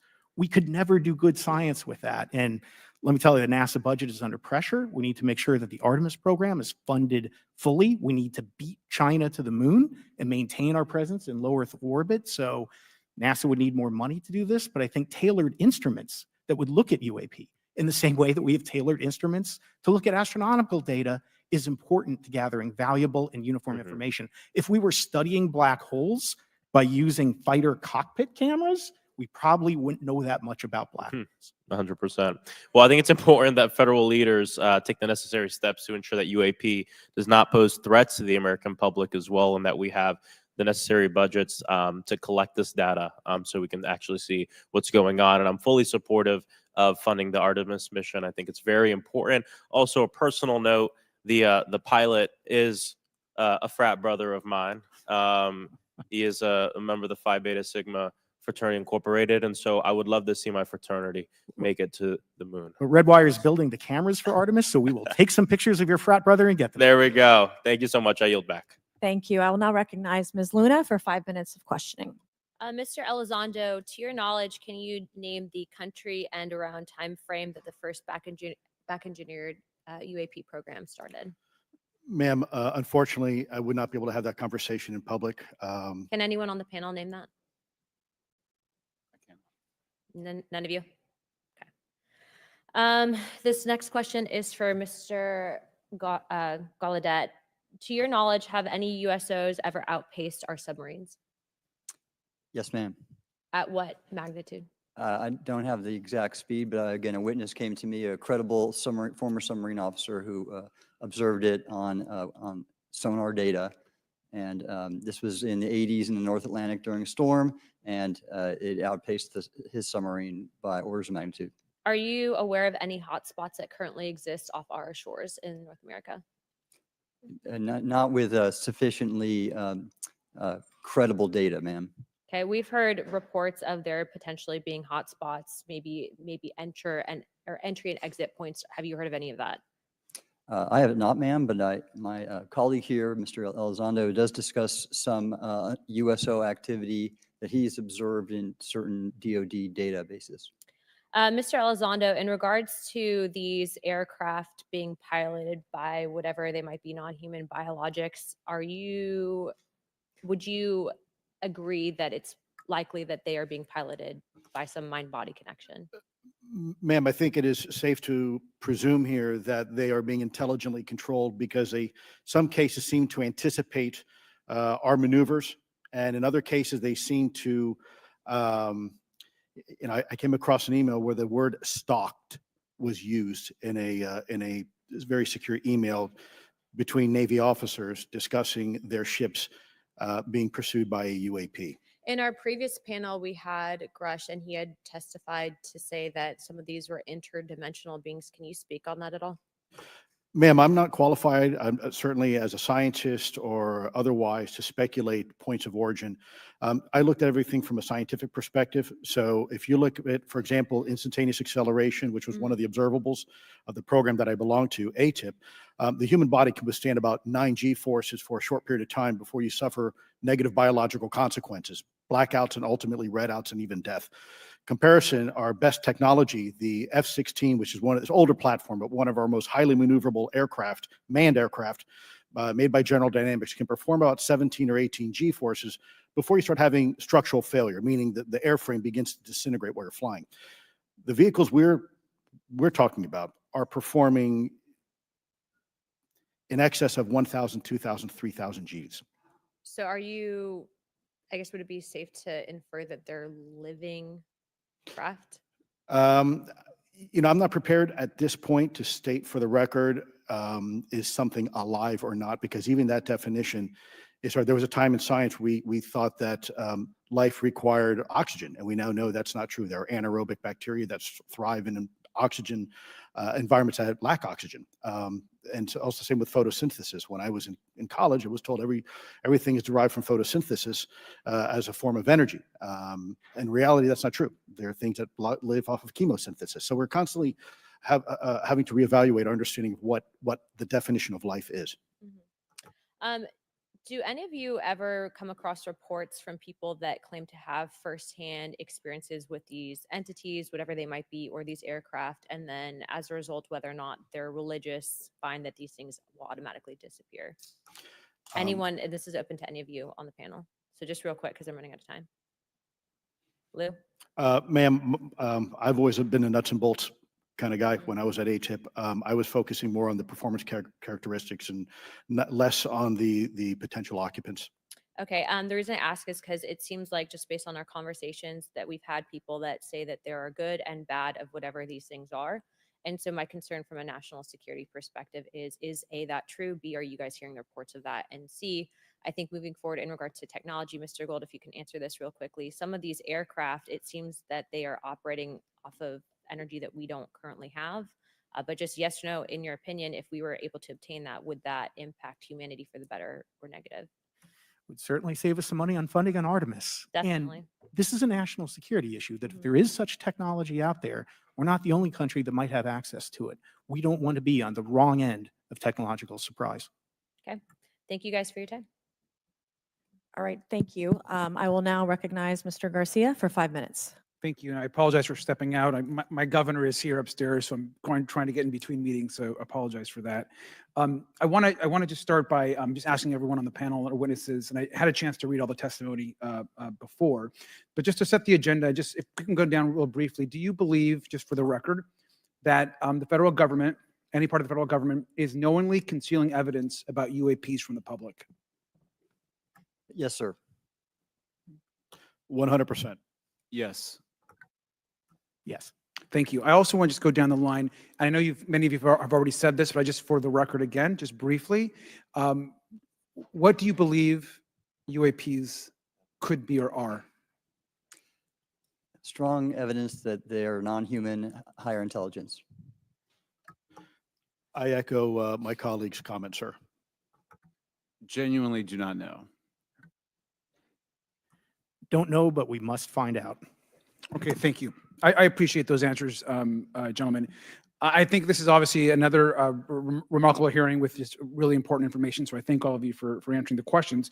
Admiral, I just want to go back to one thing. Now, last year, our subcommittee heard from 2 retired Navy pilots, Lieutenant Ryan Graves and Commander David Fravor, regarding UAPs. Actually, I think Ryan is here in the audience and been a great person to get to know and to have conversations with.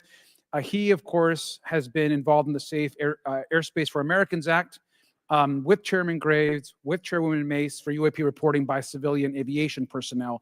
Can you discuss briefly why it's important for civilian pilots to be able to report UAPs and why these legal protections are critical for our national security?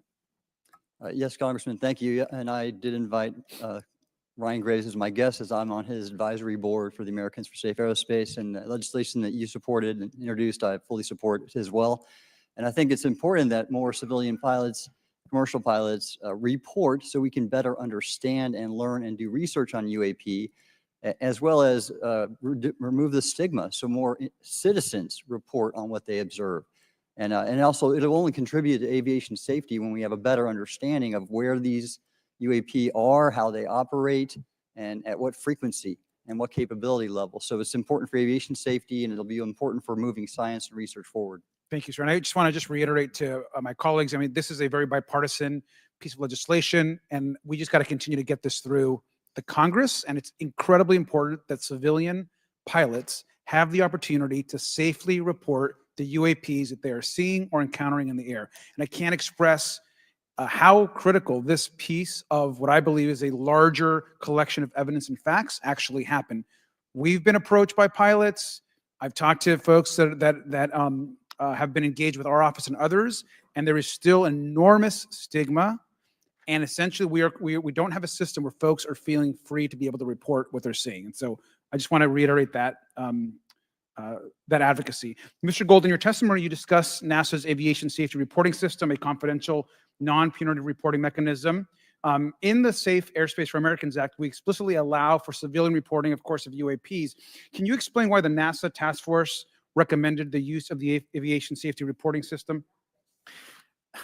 The aviation safety reporting system is an existing system that is trusted, that has taken hundreds of thousands, now millions of cases. And again, recognizing budgetary constraints, this seemed like the perfect way to be able to gain more data. And when it comes to the stigma, sir, it's something that pilots are used to reporting on, that crew is used to reporting on. So it's a great way to get data, to overcome the stigma without spending really that much more additional money since the system exists. Thank you so much for your support of that. Thank you for what Ryan Graves does. This is a common sense means to expose the truth of UAP for the purpose of this hearing. Thank you. And I just want to also add, now earlier this year, as part of the House Defense Authorization Bill, the NDAA, I filed an amendment to include the UAP Disclosure Act, which would create a UAP Records Review Board and exercise with exercise of eminent domain over UAP-related material, modeled actually on the JFK Assassination Records Collection Act, which is widely known. Now, the amendment was blocked, but thankfully the Senate included the amendment by Senator Rounds and Schumer for the UAP Disclosure Act. So I just again want to say that we should be pushing and ensuring the UAP Disclosure Act, which is bipartisan in its support, should move forward. And if I can just briefly, particularly Admiral, can you just briefly, as I close my time, explain why the UAP Disclosure Act would be critical for us and our national security? Thank you, Congressman. Yes, I believe the UAP Disclosure Act is important for national security, as well as advancing potential socioeconomic benefits resulting from UAP research, as well as public safety, as we referred to previously regarding aviation. And this act will allow for greater transparency and open research, and that's why I'm also a member of the UAP Disclosure Fund as an advisor, as in the Soul Foundation, as an advisor, senior strategic advisor, which is advocating for the same. Thank you very much. I yield back. All right, thank you. I'd like to recognize Mr. Biggs for 5 minutes of questioning. Thank you, Madam Chair. Thank you for holding this committee. Thank you to the witnesses. Admiral, the video that is called the Go Fast video, the email that you've talked about being deleted, I just want to briefly cover this. You said that the email, the author was asking whether any of the recipients were aware of the classified technology demonstrations that it could explain the objects that were observed. And then you said the email disappears. Then you guys have a series of meetings. The commander of fleet forces and his operations officer never discussed the incident again. Is that right? Is that accurate? That's accurate, sir. And even during weekly meetings, it was never discussed again. My question for you is, you were in those meetings. Did you personally hear that nothing was going on about that? Yes, sir. I was in those meetings, and did you make inquiries about that? No, I did not, sir, because I inferred, since I had been read into other special access programs, that this UAP video was part of one that I was not read into, or any of the recipients, or the author of the email, and that an intelligence agency basically pulled it back and instructed the author of the email, hey, this is You just conducted what they call spillage into a lower classification level. And when that's done, the procedures are basically to remove any of the communication. You're going to silo it. So, and you, Mr. Elizondo, you said in your report and your testimony today, a government work on the UAP subject still remains classified. Excessive secrecy has led to grave misdeeds against loyal civil servants, military personnel, and the public, all to hide the fact that we are not alone in the cosmos. Fair? Yes, sir. All right, and all of you, and Mr. Shellenberger, by the way, I've read several of your books, Mr. Shellenberger, excellent stuff. Thank you. What I would say too is, you were asked about the veracity of the author of this report. You're comfortable with the veracity? Yes. Okay. And then, and I'll get to you in a second, Mr. Gold. We'll talk about Kuhnian and Lakatoshian scientific advancement and how we're obviating that through these processes. But we'll get to that in a sec, because what I want to really get to is the ultimate question it really becomes this: for what purpose is the federal government overclassifying, because that's what they're doing, they're overclassifying, and forbidding the public for getting access to this? And if you know, if you have an explanation, I'm curious, because I know what I've been told. I just want to know from your perspective, why do they overclassify? Mr. Elizondo, you look like your finger on the button, ready to go.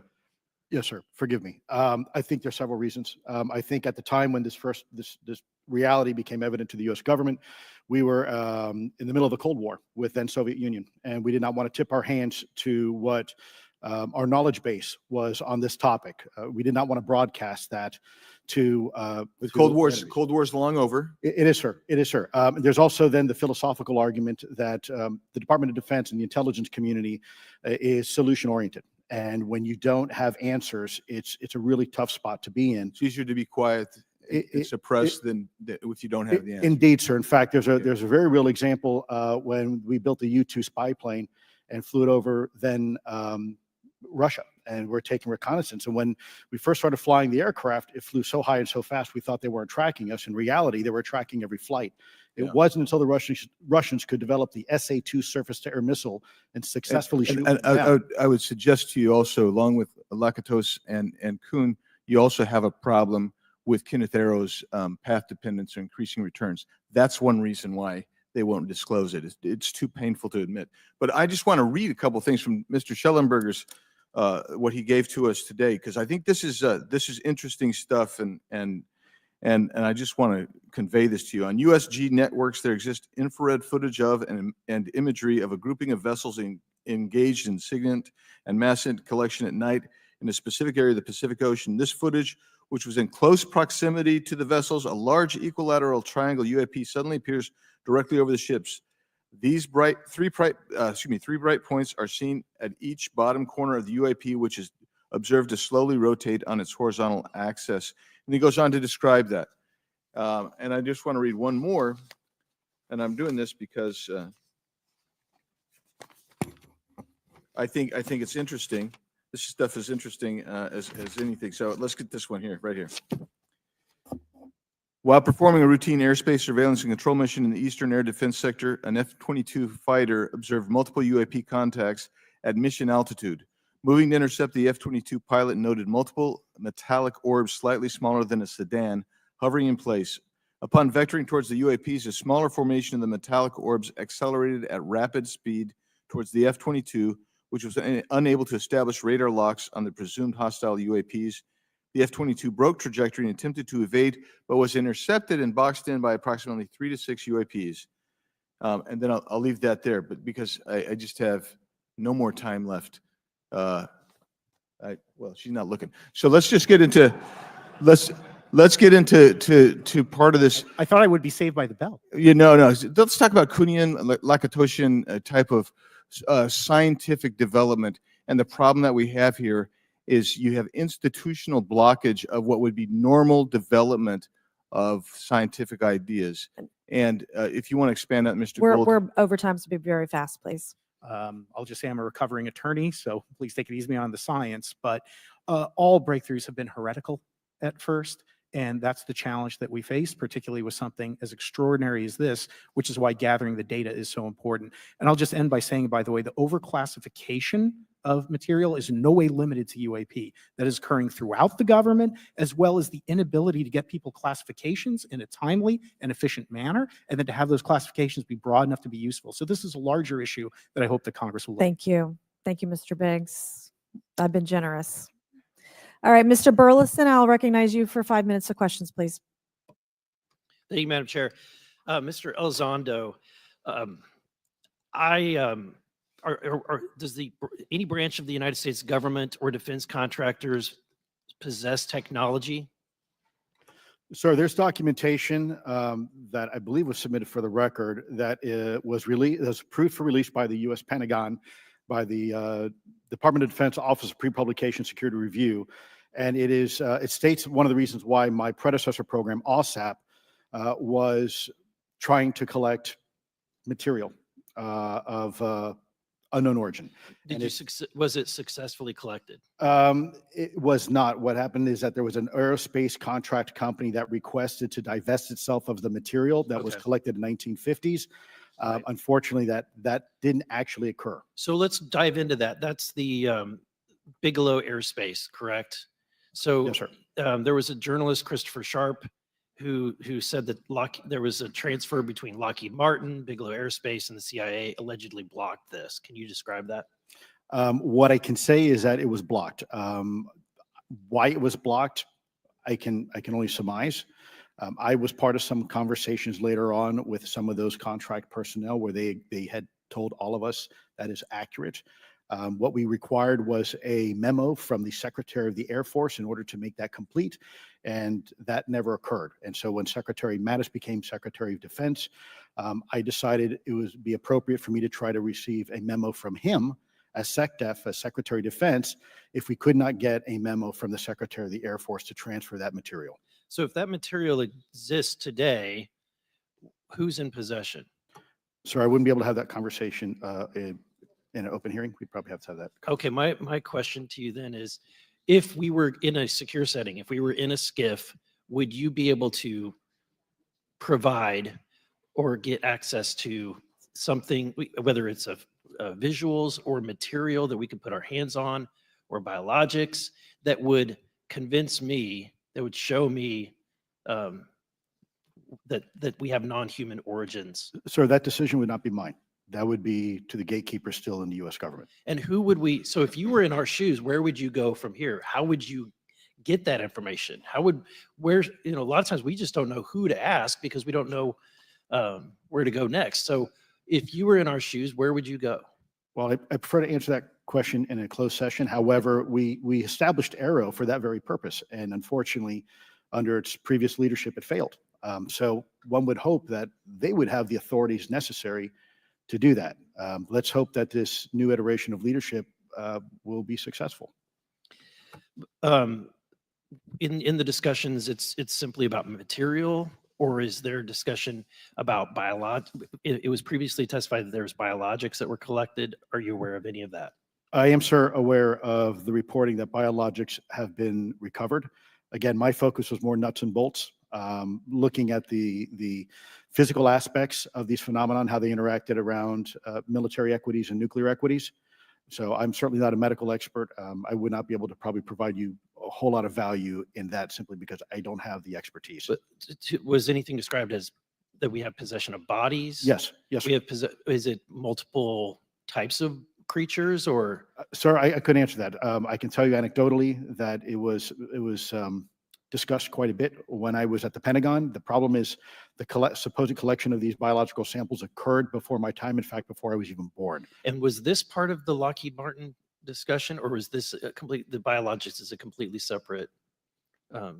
Separate yet related. Okay. Has anyone made contact? Sir, I'm sorry, could you specify? Has there been any, to your knowledge, any communication with a non-human life form? So the term communication is a bit of a trick word because there's verbal communication like we're having now. The problem is you also have nonverbal communication. And so I would say definitively yes, but from a nonverbal meaning, when a Russian reconnaissance aircraft comes into U.S. airspace, we scramble two F-22s, and we are certainly communicating intent and capability. I think the same goes with this. We have these things that are being observed over controlled U.S. airspace. And they're not really doing a good job hiding themselves. They're making it pretty obvious they have the ability to even interfere with our nuclear equities and our nuclear readiness. Is the United States government and our contractors, are they pulling technology from this? Or they're reverse engineering this? Sir, as I previously stated, and please forgive me, I am not authorized to discuss specifics about crash retrievals. I signed documentation with the U.S. government. What I can say was, after a very thorough review process by the Pentagon, what I wrote about. And that was my limit, unfortunately, that I was given. Thank you. Yes, sir. Thank you. I would like to recognize Mr. Timmons for 5 minutes of questioning. Thank you, Madam Chair. Mr. Elizondo, you just said something interesting. You said they don't seem to be hiding.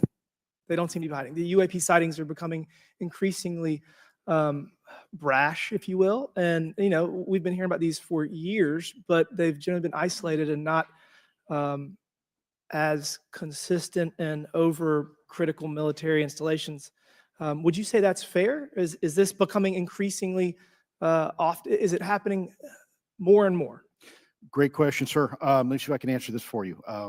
Certainly, there seems to be some indication that they're being provocative, meaning that they're, in some cases, literally splitting aircraft formations right down the middle. So that's an air safety issue. The question is it the frequency increasing? And the response is it depends. Yes, it's possible that there is an increase in frequency, but it's also possible that there's heightened awareness now, and there's also more pervasiveness of technology out there that's collecting this information and that can record this information. So we're not quite sure yet if it's actually an increase in numbers of these events, or is it that we have better equipment now that to record these things, and we have a better ability, if you will, to analyze these things. And that's my next question. It seems that a lot of these sightings occur near military installations. Do you think that these UAPs are intentionally targeting military installations, or do you think that we have increased abilities to monitor surrounding the military installations? Sir, maybe both. Part of my concern is we have something in the Department of Defense and the intelligence community called IPB, Initial Preparations of the Battle Space.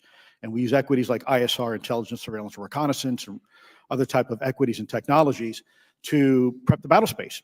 And certainly, if I was wearing my national security hat, even if there was a 2% chance that there was some sort of hostile intent here, that's 2% higher than we really can accept. And so we must figure out, there's a calculus, capabilities versus intent, in order to identify if something is a national security threat.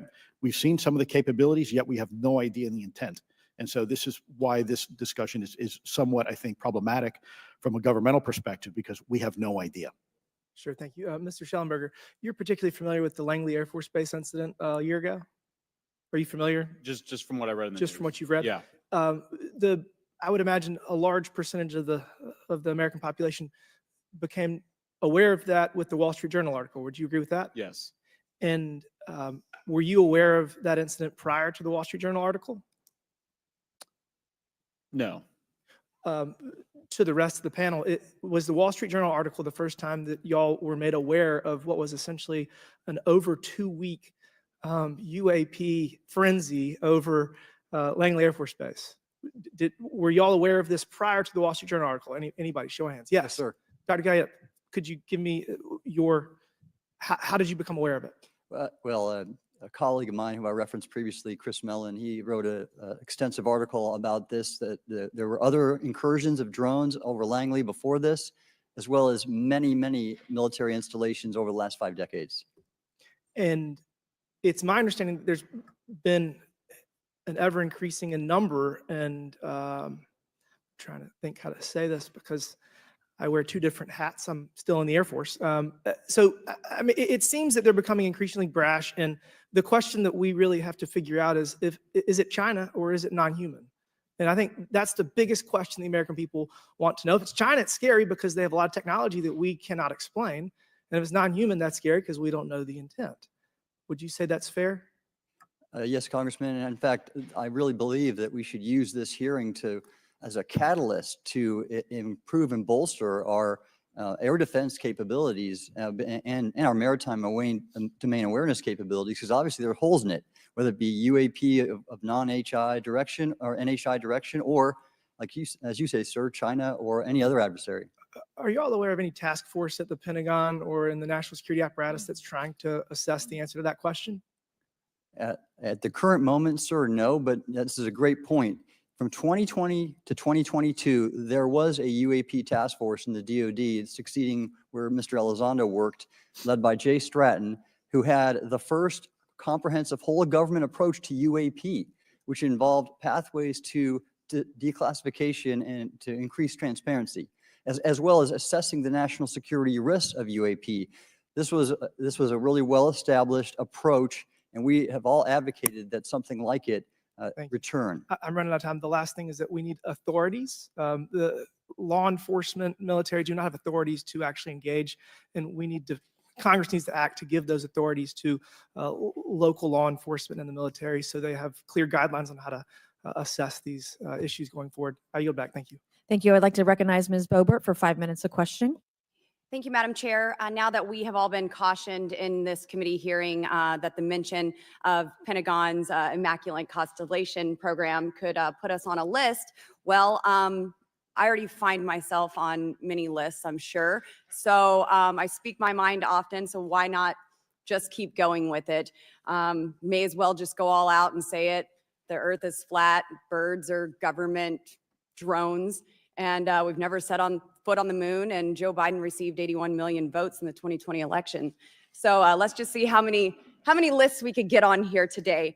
But Mr. Shellenberger, I wanted to ask you, I think I understand from this hearing that you would agree that classifying information like this is not in the best interest of the people. Is that correct? Yeah, I mean, with the caveat that, of course, I would support classification necessary to protect secrets essential to national security, but I think it's pretty obvious that there's overclassification. Overclassification, yes. And so in most instances, if they can't tell us what, do you think at some point they'll at least tell us why?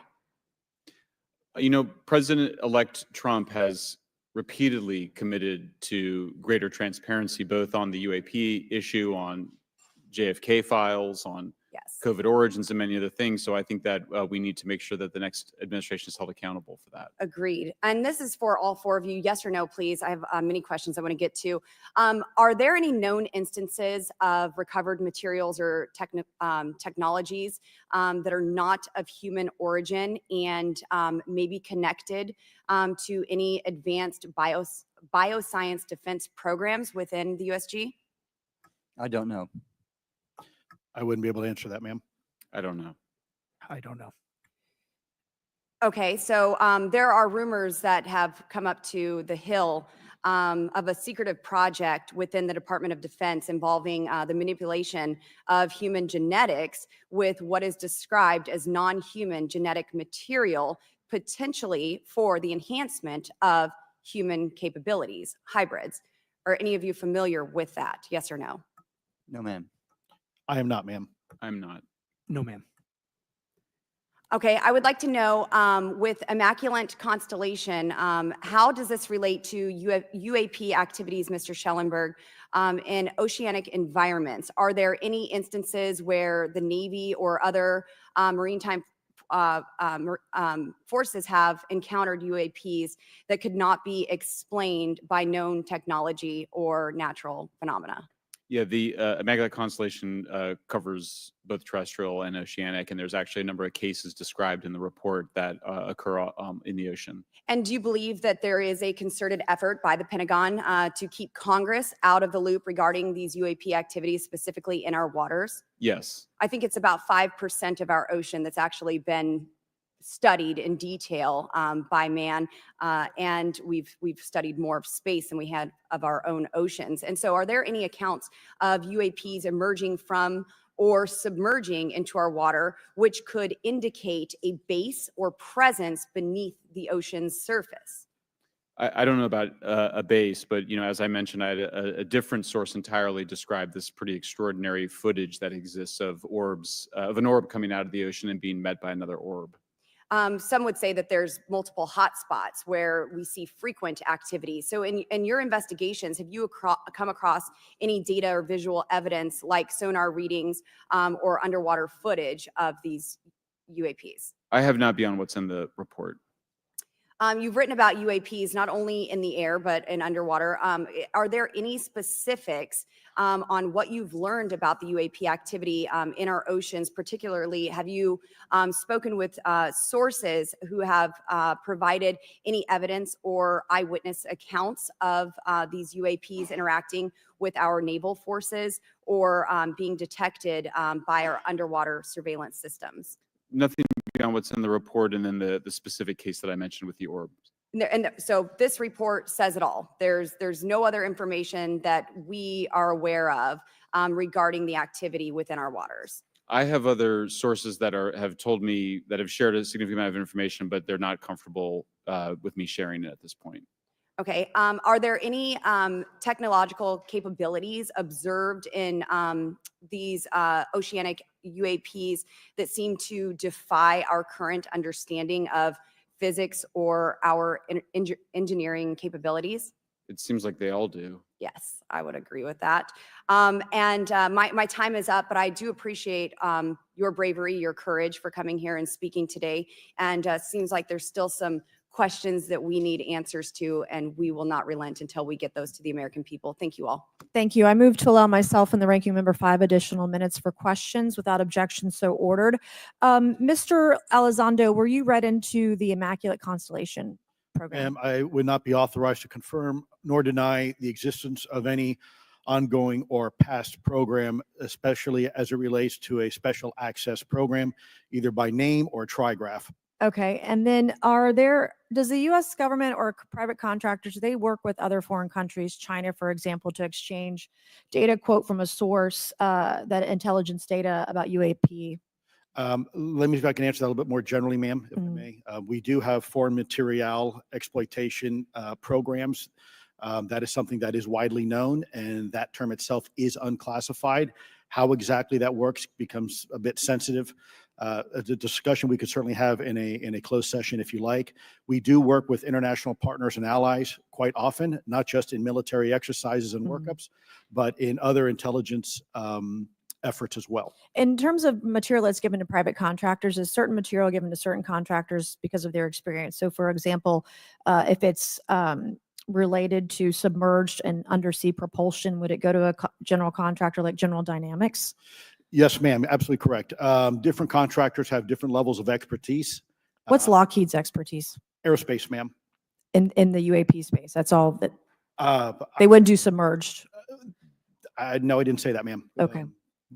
Lockheed Martin and others do quite a bit of work both in our atmosphere, in space, and even underwater. There are certain efforts to. It's a tough question you're asking. You put me on the spot here. I'm looking for the answer. Yes, ma'am. No, they are involved in a lot. I would rather let Lockheed Martin explain the different domains that they are involved with. Probably am not authorized to discuss that, but they are involved in a lot of different areas and domains. Admiral, flight safety risks for our pilots, based on what you've experienced and seen in your career. They're extensive, and the one exercise I referred to where I received the email that was then deleted was the pilots, and this is worth bringing out. There are debunkers out there who have said the Go Fast video was just a balloon. That was only one video that was released. There were dozens of these encounters that pilots, friends of Ryan Graves, who's in this room right here, witnessed and caused significant safety concerns. And to almost call out an exercise and shut it down, which is very compressed, and the carrier is getting ready for deployment, and the pilots have to get certified to land on a carrier. It's extreme, to say the least. All right, I have 2 last questions. Real quickly, Mr. Shellenberger, how do we get more whistleblowers to come forward? Well, this hearing is very important, and obviously, I can't encourage whistleblowers to obtain information, but I can guarantee that I will protect them and go to prison to protect their identities if they come to me. Yes, sir. Okay, my last question. The first hearing we had on this, I'd never been briefed on UAPs or what they were, biologics, non-human, et cetera. How would you define, each of you, my last question, how would you define non-human biologics, non-human intelligence? What are we actually talking about? Admiral, and we'll go down the line. I don't think it's a stretch when you look at the diversity of life on this planet and the size of this universe to think that there will be more diverse, higher order, non-human intelligences throughout the universe. And that's probably what's visiting us. I would take the scientific approach. The definition would be the ability to react to a stimulus in a manner that requires an intellectual thought process. I just don't know. I think we must be modest in our assumptions that we're looking for intelligence. That could be biological, it might not. Non-biological, but what non-biological intelligence, what does that mean though? Artificial intelligence, ML, machines. We assume that all intelligence would be like us. And every time we look out in the universe, we are humbled relative to what we don't know in terms of the forms of intelligence and what it may take. I can assure you, I probably can't ask you your question, but I think the ultimate answer is going to surprise us all. And then Mr. Garcia, you had a few closing remarks. And I know we're about to hit votes here, so I'll be brief. Just I want to thank you all for being here. I want to thank Chairwoman Mace especially for holding this important bipartisan hearing. And I want to thank all the committee members that are interested in this topic. I think our commitment to all of you and all the folks that have contacted us, and certainly to the advocates and the pilots, is that we need to continue investigating UAPs. I think the country the country is owed explanations and ensure that the safety or national security is always protected. This is a conversation and questioning that must continue. So I'm very grateful to all of you. And I also just want to add, just personally, I think it's really important for me. Two things guide my questioning and my observations on UAPs. Is one is we should always be guided by facts, science, and data, and stay serious on those issues. And the second thing is I think that we should not limit our imagination and our thoughts and our curiosity on what UAPs could actually be. And I think those two things for me are really important, and I'm grateful for all of you to be here. So with that, I yield back. Okay, and we have Mr. Ogles, who is on the way. He's going to be here any second. Is that correct? Want to check, and he'll be the last last member with questions that we have today, and then we have votes. So we want to thank you all for being here. I want to thank Mr. Garcia and folks on both sides of the aisle for being here today and being patient. We have a lot more questions, and I hope that this will open the door to more hearings in the future. I obviously would like to know how much taxpayers are spending on this. You have the right to know, but also if we're spending money on something that doesn't exist, why are we spending the money? And if it does exist, why are we hiding it from the public? And of course, our national security is a huge issue, because if there's technology that could harm us or our allies that are in the hands of our adversaries, we obviously want to stay ahead of that to the best of our ability to ensure that that technology is not in the hands of someone who could use it against us or our allies anywhere in the world. So, Mr. Ogles, you're just in time, babe. I will recognize you for 5 minutes of questioning before we head on out today.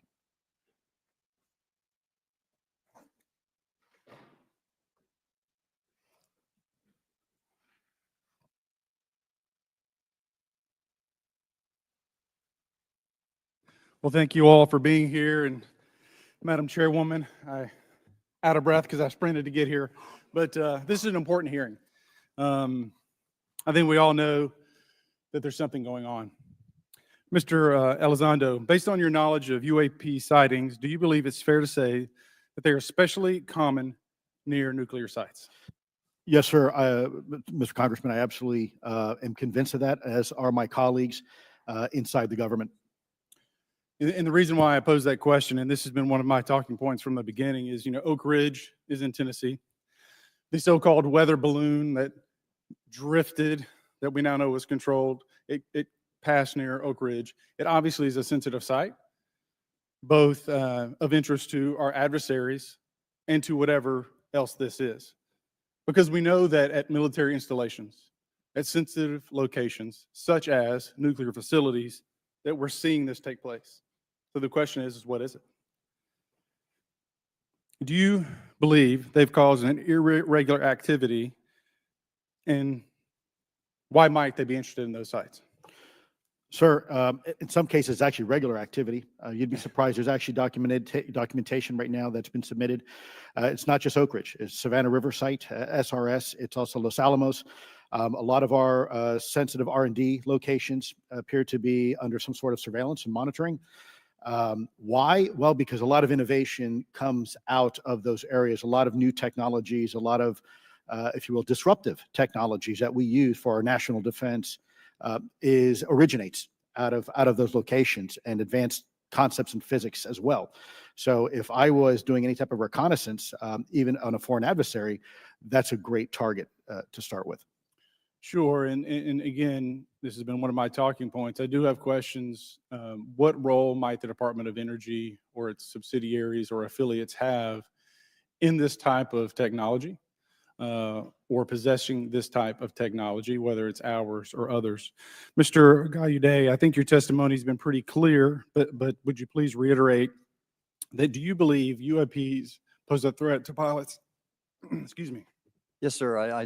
Absolutely. They were threatening Navy pilots during the exercise that my people were involved with in 2015. And it's my understanding they're risking pilot safety, commercial and military today. Well, considering, and I understand that there's a need in some cases to keep certain technologies secret, but you believe that it is posing a threat to our personnel, correct? Yes, sir. So I think it's reasonable to conclude that if there's a threat to our personnel who are serving our country faithfully, that there be oversight. 100%, Congressman. And in fact, that's the one thing that we've not talked about enough during this hearing is the fact that the government executive branch not sharing with Congress what it knows about UAP infringes on your legislative and oversight responsibilities to such an extent that's very concerning. I mean, what else are we, if you look at national security or intelligence or foreign affairs or appropriations, you all have oversight and legislative responsibility regarding those. This UAP issue may be the greatest issue of our time, and it's being hid from you. Well, I mean, and to your point, I think we've seen over the decades that we have certain adversaries like China, like Russia, that technologically speaking are not as advanced as us, that they lack some of the lethality that we have, and that we've seen that they've gone after our technologies and in some cases succeeded, in particular with missile technology. And so again, my concern, whether this technology emanates from us or otherworldly, that we know that we possess it. And where's the accountability? Where are the stopgaps? What are the guarantees that if this were to fall in enemy hands, that it isn't immediately weaponized against us? And I'll say this, it is clear from my experience and what I've seen that there is something out there. The question is it ours? Is it someone else's? Or is it otherworldly? And Madam Chairman, I would posit that as the legislative body, as the regulatory body, we must know. And anyone who prevents us from gaining access to that information, I would consider that criminality. Because we have U.S. personnel who may very well be in harm's way. We have technology that ultimately may threaten our very existence. With that, Madam Chairman, I thank you for your indulgence, and I yield back. Thank you, Mr. Ogles. And with that and without objection, all members will have 5 legislative days within which to submit materials and to submit additional written questions for the witnesses, which will be forwarded to the witnesses for their response. If there's no further business without objection, the subcommittee stands adjourned.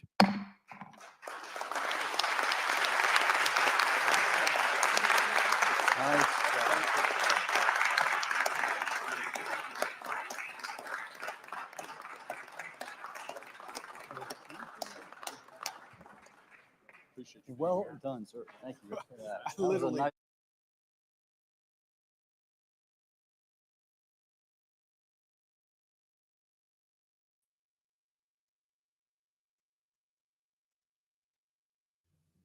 And there it is, folks. The November 13th, 2024 UFO hearing from the Committee on Oversight and Accountability. Thanks to everybody that joined us. Preston Dennett, Thank you. I was hoping for more, but baby steps, I guess. I was certainly hoping for more. I'm going to chop this up into the greatest hits of the day and provide our analysis soon, hopefully, on this. Thanks to Dolly for joining us. You had some great insight today. Thanks to videos from the underground. Heidi Hansen, thanks for joining us. We had people on LinkedIn that joined us. I just wanted to provide a means for everybody to have a path to watching the hearing or listening to the hearing today. I am Dr. Mounts. Very interesting hearing. I was a little disappointed. No photos, no videos. We heard lots of things like closed session, can't talk about that, not authorized, etc. But some interesting things still came out. I'm going to pour through this, and we'll be back later to give our analysis and insight videos from the underground. I'm not waiting for the government to legitimize effective UFOs. Totally agree. I think that's actually part of a problem is some people depend on the government to tell them what is going on. And not just with UFOs, with everything. They depend on the government to tell them what to think. And Orson Welles said, the greatest enemy of a government is a free-thinking society, a society that can think for itself. Danya Matthews, thanks for joining us today. We have people listening on Twitter, watching on Twitter, X. Please, if you want to support the channel, make sure to hit the like button. That really helps us out. Make sure to comment. Make sure to share this post. Make sure to subscribe to our YouTube channel. If you haven't already, that's at All Things Unexplained. I will certainly do that. Dolly, maybe you can email us. Our email is, I'll put it in the chat, All Things Unexplained @yahoo.com. I'd be happy to get in touch with you. Thank you, Janice Conant. Thanks for hosting this. She said, well, we know a lot would not be talked about, but at least we have gotten some information out there. There are UFOs out there. Totally agree. Another disappointing thing for me, they only kind of tiptoed on this. I've been wondering for quite a while now. Why do they never cross the line in terms of the implications of UFOs and NHI specifically? If there are NHI, hair's doing some crazy things. If there are NHI, there's some profound implications for humanity. But that never comes up. Why is that? You would think that would be a big deal. And perhaps this just isn't the witnesses that can address that. Heidi Hansen says, thanks for hosting this. Absolutely my pleasure. I just wanted to provide an uninterrupted path for people to watch the hearing or listen to the hearing today. Again, we appreciate everybody. Shout out to my other host, Smitty and CJ, who could not jump on with me, but they were behind the scenes today somewhere helping me out. I want to tell everybody that Friday at 10 a.m. Eastern, CJ and I are going to host our own historic hearing, a roundtable on crop circles. And we just happen to have some of the leading crop circle experts in the world that will be joining us Friday morning, this Friday, November 15th at 10 a.m. Eastern. Let me tell you who we've got lined up on our crop circle panel. We got Lucy Pringle, a British researcher who has been documenting and studying crop circles for many years. Lucy is known for exploring the potential effects of crop circles on human consciousness and physical health. She has conducted experiments on their impact on people and animals. We're also going to be joined by the incredible Andy Thomas. Andy is a British writer and crop circle investigator who has written extensively on the subject of crop circles. He has explored both the scientific and paranormal theories behind crop circles in his books and lectures, often examining how they relate to wider conspiracy theories. And finally, we'll be joined on the panel Friday at 10 a.m. Eastern by Dr. Jonathan Paul DeVierville. I hope I said that right. Who is a professor emeritus of the Humanities, History, and Interdisciplinary Studies from the Department of Social Sciences at St. Philip's College in Texas. He owns and directs the Alamo Plaza Spa in San Antonio, Texas. He's a regular teacher and speaker on spa culture all over the world. He has taught analytical, depth, and archetypal psychology and clinical psychotherapy at the postgraduate level. He has a particular interest in dream work, and he is a committed crop circle experiencer and researcher with 20 years of firsthand experience in the field. So we can't wait to have a roundtable discussion, our own historic hearing Friday morning at 10 a.m. Eastern with Lucy Pringle, Andy Thomas, and Dr. Jonathan Paul DeVierville. I'll be there. CJ will be there. We hope you'll join us there too. So I am Dr. Mouse, and on behalf of Smitty and CJ, this is All Things Unexplained. I want to encourage all of you to, now it would be a great time to get off our screens, get outside, head out into the woods, watch the skies. You know, I got a pair of night vision goggles for my birthday, and I've been sky watching with them. And just last night, I saw 4 anomalous things. I can't tell you what they were. I could tell you they were not airplanes. They were not helicopters. They could have been satellites, I admit. They were incredibly high altitude, and one of them just disappeared. Basically, you could not see them with your eye, but with the night vision goggles, you could see them. And my son and I, not that long ago, we saw 2 objects that were definitely not satellites because they changed direction and they changed speed. And so far as I know, satellites don't do that. I sent those off for analysis, and guess what? Still waiting to hear back. But you can find those videos. That was in my neighborhood, as a matter of fact, on our social media. So again, if you haven't subscribed to our YouTube channel, please hit the subscribe button. It really helps us out if you hit the like button, comment, and share. Thanks, everybody. This is Dr. Mounts. We'll be back soon with an analysis of this hearing. Please join us Friday, 10 a.m. Eastern, for our own historic hearing, a crop circle roundtable with some of the biggest names in crop circles out there. Lucy Pringle, Andy Thomas, and Dr. Jonathan Paul DeVierville. Thanks, everybody. Good night.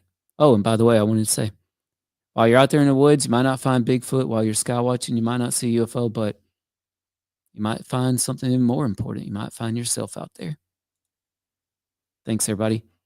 Man, we'll just play our outro while I'm here. Some of you may not have seen our outro. Here we go. All things unexplained. What's your hot take on Travis Taylor?